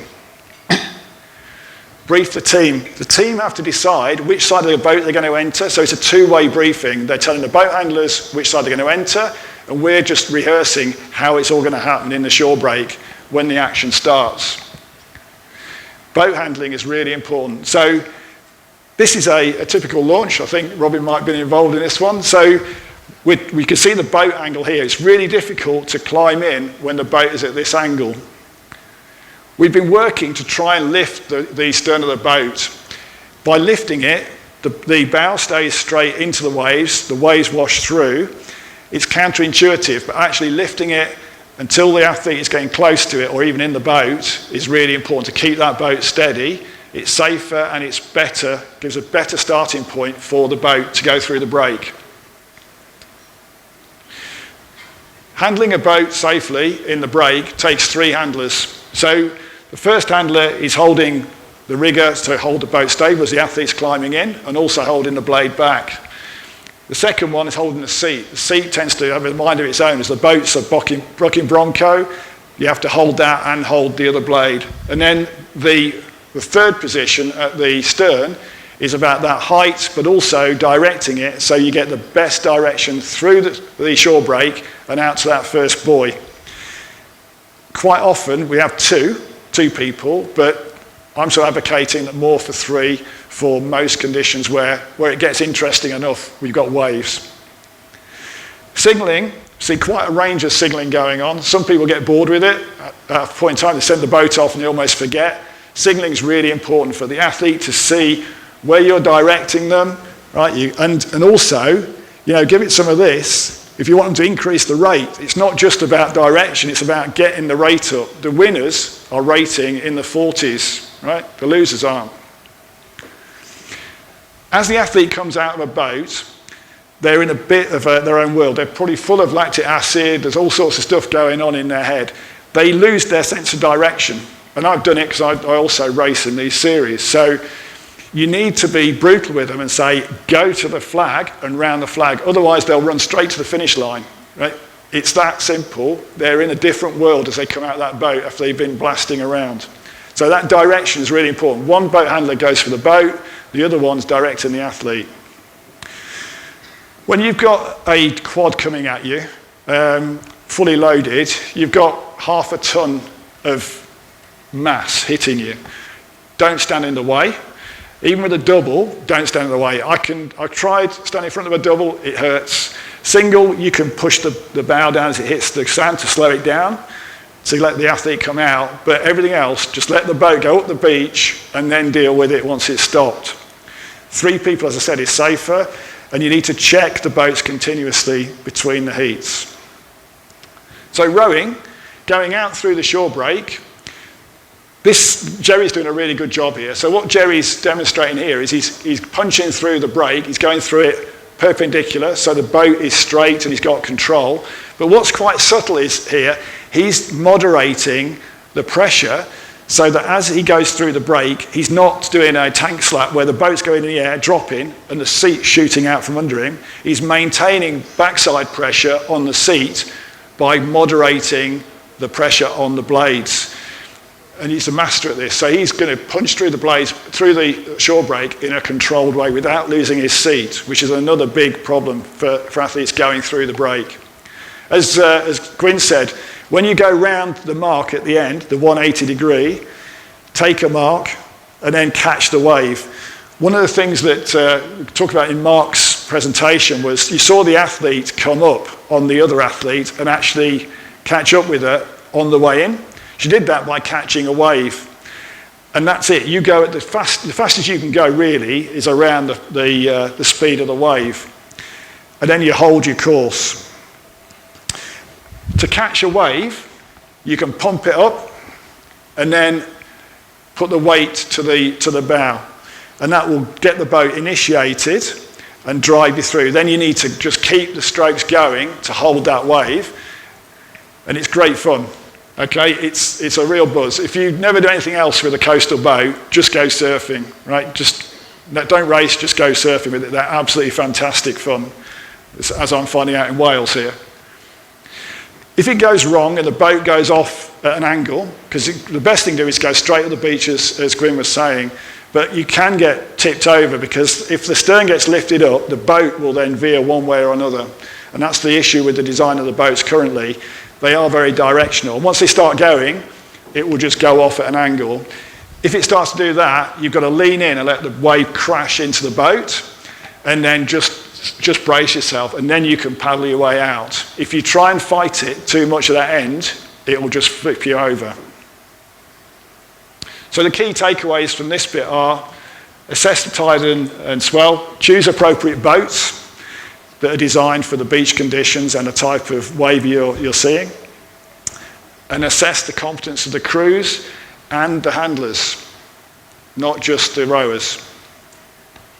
So there were the 3 things I wanted to talk about. There was the rowing and riding waves, how the boat handlers can help, and the impact of the sea and the waves on your events. So hopefully that was in some way informative, and I'd really like to see a few of you on the beach, so I'll see you there and do some surfing.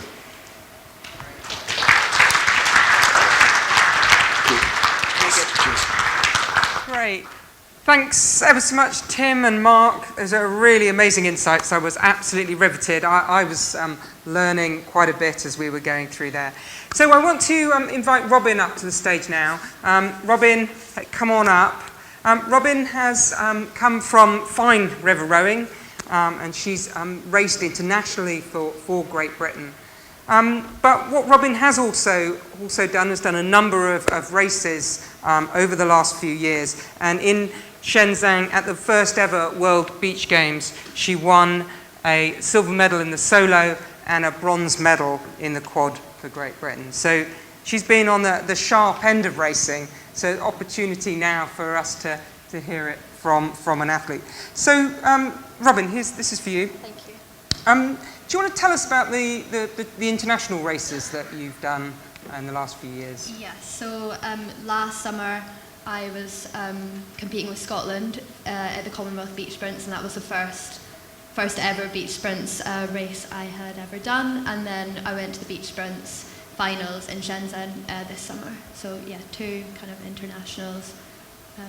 And you were on fine boat rowing. You were a lightweight. You'd raced internationally as a lightweight. Yeah, in 2017 I competed as a lightweight rower at a World Cup and the World Championships in the lightweight quad. So what made you, in a month of Sundays, put your hand up and say that you'd put yourself forward for the Commonwealth beach sprints? I didn't really fully know what I was signing myself up to for the Commonwealths. One of my good friends back in Scotland basically sent a message on Facebook and asked if I wanted to join his team and compete for Scotland, and I kind of thought, why not?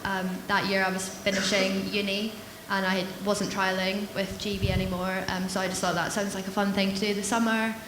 Go to the beach. I think it might have been in September, so I don't know why I thought that would be fun in the UK, but it actually was. It was really, really fun. But yeah, I didn't really know what I was signing up to till I got there. So what was your first impressions about your first race when you did your first race? I can't actually remember what the first event I had done, if it was the single or a double or a quad, but I just remember the whole event was really exciting. Everything that we were doing, every race, like the adrenaline was so high. It was so cool to do something completely different with rowing, because as we all know, rowing is very, very repetitive. Whether that's 16k on the water or 325s on the ergo, it's very samey. And I just found with the beach sprints, like all of the new elements, the shorter racing, it was really fast paced. You were right there in the action, and it was just really exciting to be part of.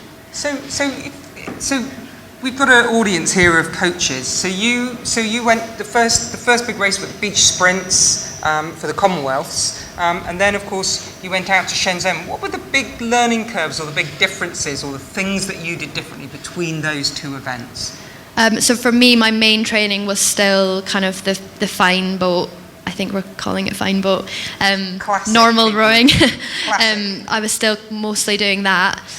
But we did have a few sessions down in Studland to do more of the kind of coastal stuff. But I think one of the main learnings was how different the conditions can be day to day, and even on the same day with the tides and the different beaches. Like Tim was saying, the beach difference from the sandbanks where the Commonwealth was to in Shenzhen with that kind of steeper incline, that there was a lot of learning from that.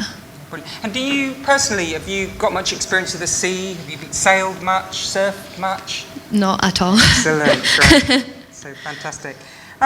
So what were the key bits that you were learning? If you were to say, what were the 5 things you were learning the most that you would recommend to other athletes or to other coaches to make sure that instilled in their athletes when they go? Okay, I don't know about 5. How about that? I think one of the main things that I took away from, especially in Shenzhen, was like never being complacent. The sea is very different to the river, and I was telling Guin earlier about on my final pre-paddle before the women's solo finals, I was out there rowing, and I was kind of thinking, this is quite nice and flat. Like I can definitely race in this. Not too choppy, the boat's obviously a lot wider, like this is really nice. And then I was paddling back into the beach and a massive dumper wave flipped me out of the boat, and that's when Tim showed you the picture of the crushed Felipe. And I think I just got a little bit complacent. I kind of thought it's just like normal rowing, fine boat rowing. So that's one of the main things, is like always be aware of the conditions. They can change at any point. That was a big learning for me. Brilliant. And I think it's what do you know, if you think about the race, you've got the run, you've got the boat entry, you've got the slalom, the turn, the race back, boat exit, run up the beach. Which is the one that is the most technical? What are you seeing in that? What are the skills that you have to develop to go through all those transitions? I think for me going into the 2 main things that I was focusing on the most were the entrance into the boat and the 180-degree turn. I think if you've watched any of the video, you can see a lot of the races were kind of won and lost in that boat entrance. Like some people were making 5 seconds difference just literally in getting into the boat properly. And I found that myself from the time trial on the first day to on the finals day. I lost my seat on the entrance of my time trial, and I think I ended up like 7th. And then with the boat handlers, we kind of worked out a better way to do that so that wouldn't happen again. And then I obviously then came away with a medal. So I think that was a really big learning. And then the 180-degree turn. Again, if you've seen any of the video, that can make a huge difference. You have some crews going very wide, other crews turning very tightly, and that's also to do with the conditions, like if it's crosswind, when you need to dig your blade in, all that kind of stuff. They were like the 2 main things for me. And if you think about, because I've done a couple of races, I have not at your level in sprint, but what I found was it very hard to pace the race. And the reason why I found it really hard to pace the race was because of that power turn. That if you went too hard into the turn, absolutely nailed the turn and came out, there wasn't much left. I mean, for you, have you tried different combinations? What works best for you in getting that pacing right? I think it's hard to pace a sprint, especially a one-on-one sprint, because you never want to give the other person like an inch on you. You want to be with them the whole time or ahead of them, so it's really hard to pace it. You kind of need to try and stay in your own bubble a little bit. But yeah, you're right with the turn. Like going into it, we tried a few at Studland, just going into it flat out, and I was finding it quite difficult to turn my blade around, mostly because I was worried that I might snap the blade. But I think maybe I just needed to have a bit more confidence in the equipment that it could kind of take those like strong turns. But yeah, and then you need to make sure that you're fully straight before you start rowing again. So as you came around that top turn, how did you align your bows to come back in the right? Because you've just got the open ocean behind you. How did you line yourselves up?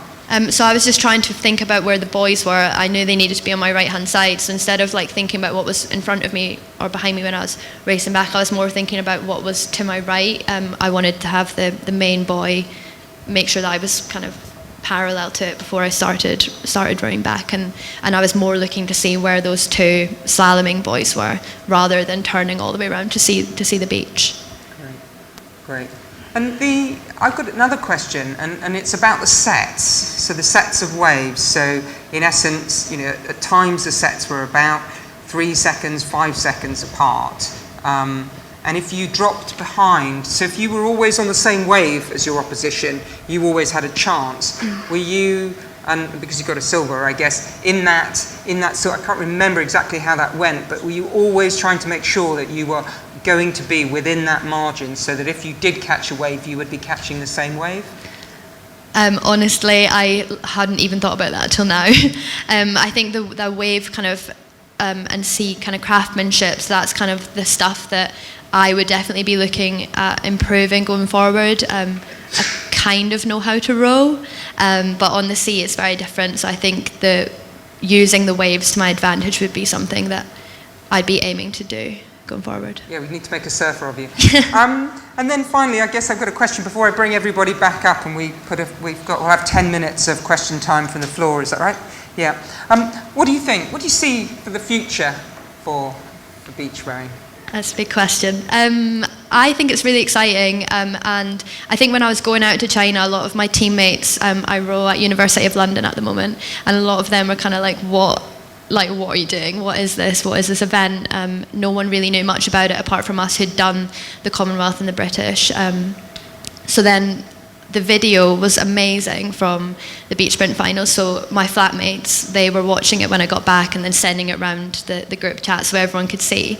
And the reaction from like my club was amazing. Like they were so excited by the racing. They loved watching it. And everyone that I've spoken to who has taken the time to watch some of the video has been really positive about it, and I think that's huge. So if that means that more people will come to the British next year and look to try and qualify for the Worlds next year, then that's a really good start.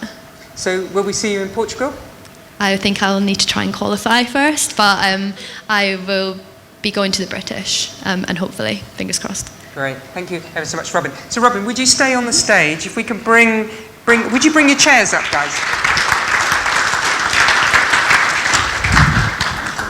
So let's get everyone a seat. Right, while you're thinking of your questions to ask. Excellent. Great. Brilliant. Right, we've got a roamer and a mic.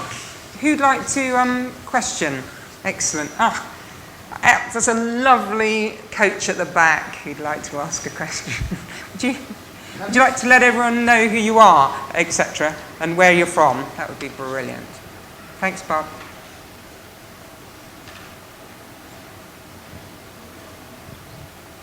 Thank you. My name is Barb Gruch from the USA. Wearing many hats, but recently purchased a coastal double and brought it to a junior level rowing camp that I run.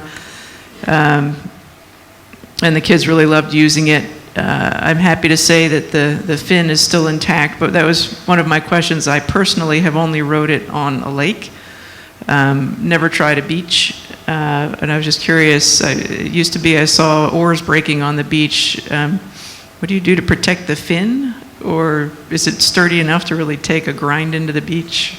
Excellent. Should we pass that to Tim, being a boat handler extraordinaire? Yeah. So I use my single a lot at the beach, and I basically will run it up the beach, and it's coping really well. I think you need to account for a little bit of wear and tear, but the boats are designed pretty robustly. They last pretty well. My top tip would be to get if anything, to get a light coloured hull rather than one that's got a coloured gel coat, so the scratches don't show up so much, and then just live with it, because that's it. But the fins, what's a fin? It's about £100 if you break it, but I've not got through a fin yet in 2 years, and but I have got through runners and bearings, 2 sets of bearings probably a year because of the salt and the sand. But more on the moving parts, and then the bit that you need to watch for as well is the blades. Again, I've got through blades, as Robyn witnessed in one of her training sessions. It was me that broke the kit, not her. They're the consumables really are the bearings and the runners and the blades probably, and the gate when the blade goes. Yeah, I mean, I've got a double scull, and we take it all around the place and abuse it at all extent. And I've actually the weather conditions were deteriorating really quickly, and we had to get off the water. And the beach was basically a full gravel beach, and the only way off was to row as hard as we could at the beach. We did, and it came off with 1 chip on the bow, 1 chip on the stern. So it's they are robust. And again, like you, I've got spare fins, but I've yet to need them. Most manufacturers will have a standard windsurfing one, which you can buy. You can actually pick them up second-hand, and they're cheaper. I tend to go for a dagger type one if I'm in deeper water, and the sort of slope-back slalom type one is better for beaches because it's more like it'll be stronger. But when you go up on the beach, it's really easy. Just dig the hole with the heel of your foot and make sure that the fin goes into the hole of the sand. Or what we do when we've only got 2 of us trying to get the boat out is we've got a bit of foam that we have on the back of the boat, and we'll just, with some bungee, put it under the boat. We can just drag the boat up and put it down, drag the boat up and put it down. So it's more about handling skills, I think, than the kit itself. Great. We have a question. Go for it. In the competition, is the slalom pattern set, or can you choose your own? So port, starboard, or starboard, port, starboard. Yeah, so I'll answer that, but it is set. And the reason we've set is because what we want to do is we want to make sure that the athletes are doing the same pattern, you see what I mean, so that they are as far away from each other as possible. So if they were doing that, we would then have to set the boys further apart, which means our spectators wouldn't be as close to the athletes. Or it would be, if we didn't separate, it would be a little bit unsafe. So yeah, we've set that, and we've tried to keep it consistent. We did have an interesting, on one of our first events, the plan that went in the team manager's manual was the opposite to in the rules. And so at that point, we had to really just try and make sure that people weren't going it. The amazingly difficult thing as an athlete is to see the pattern, run down facing forward, turn, sit in the boat, and realise that it's all switched in your head. That mental agility, I mean, Tim was talking about when you get out, it's actually quite hard when you get in. Number of time beginning beach sprint guys just go off in the wrong direction. Anyway, so do you have anything to add? No, sorry, getting a bit carried away there. More questions?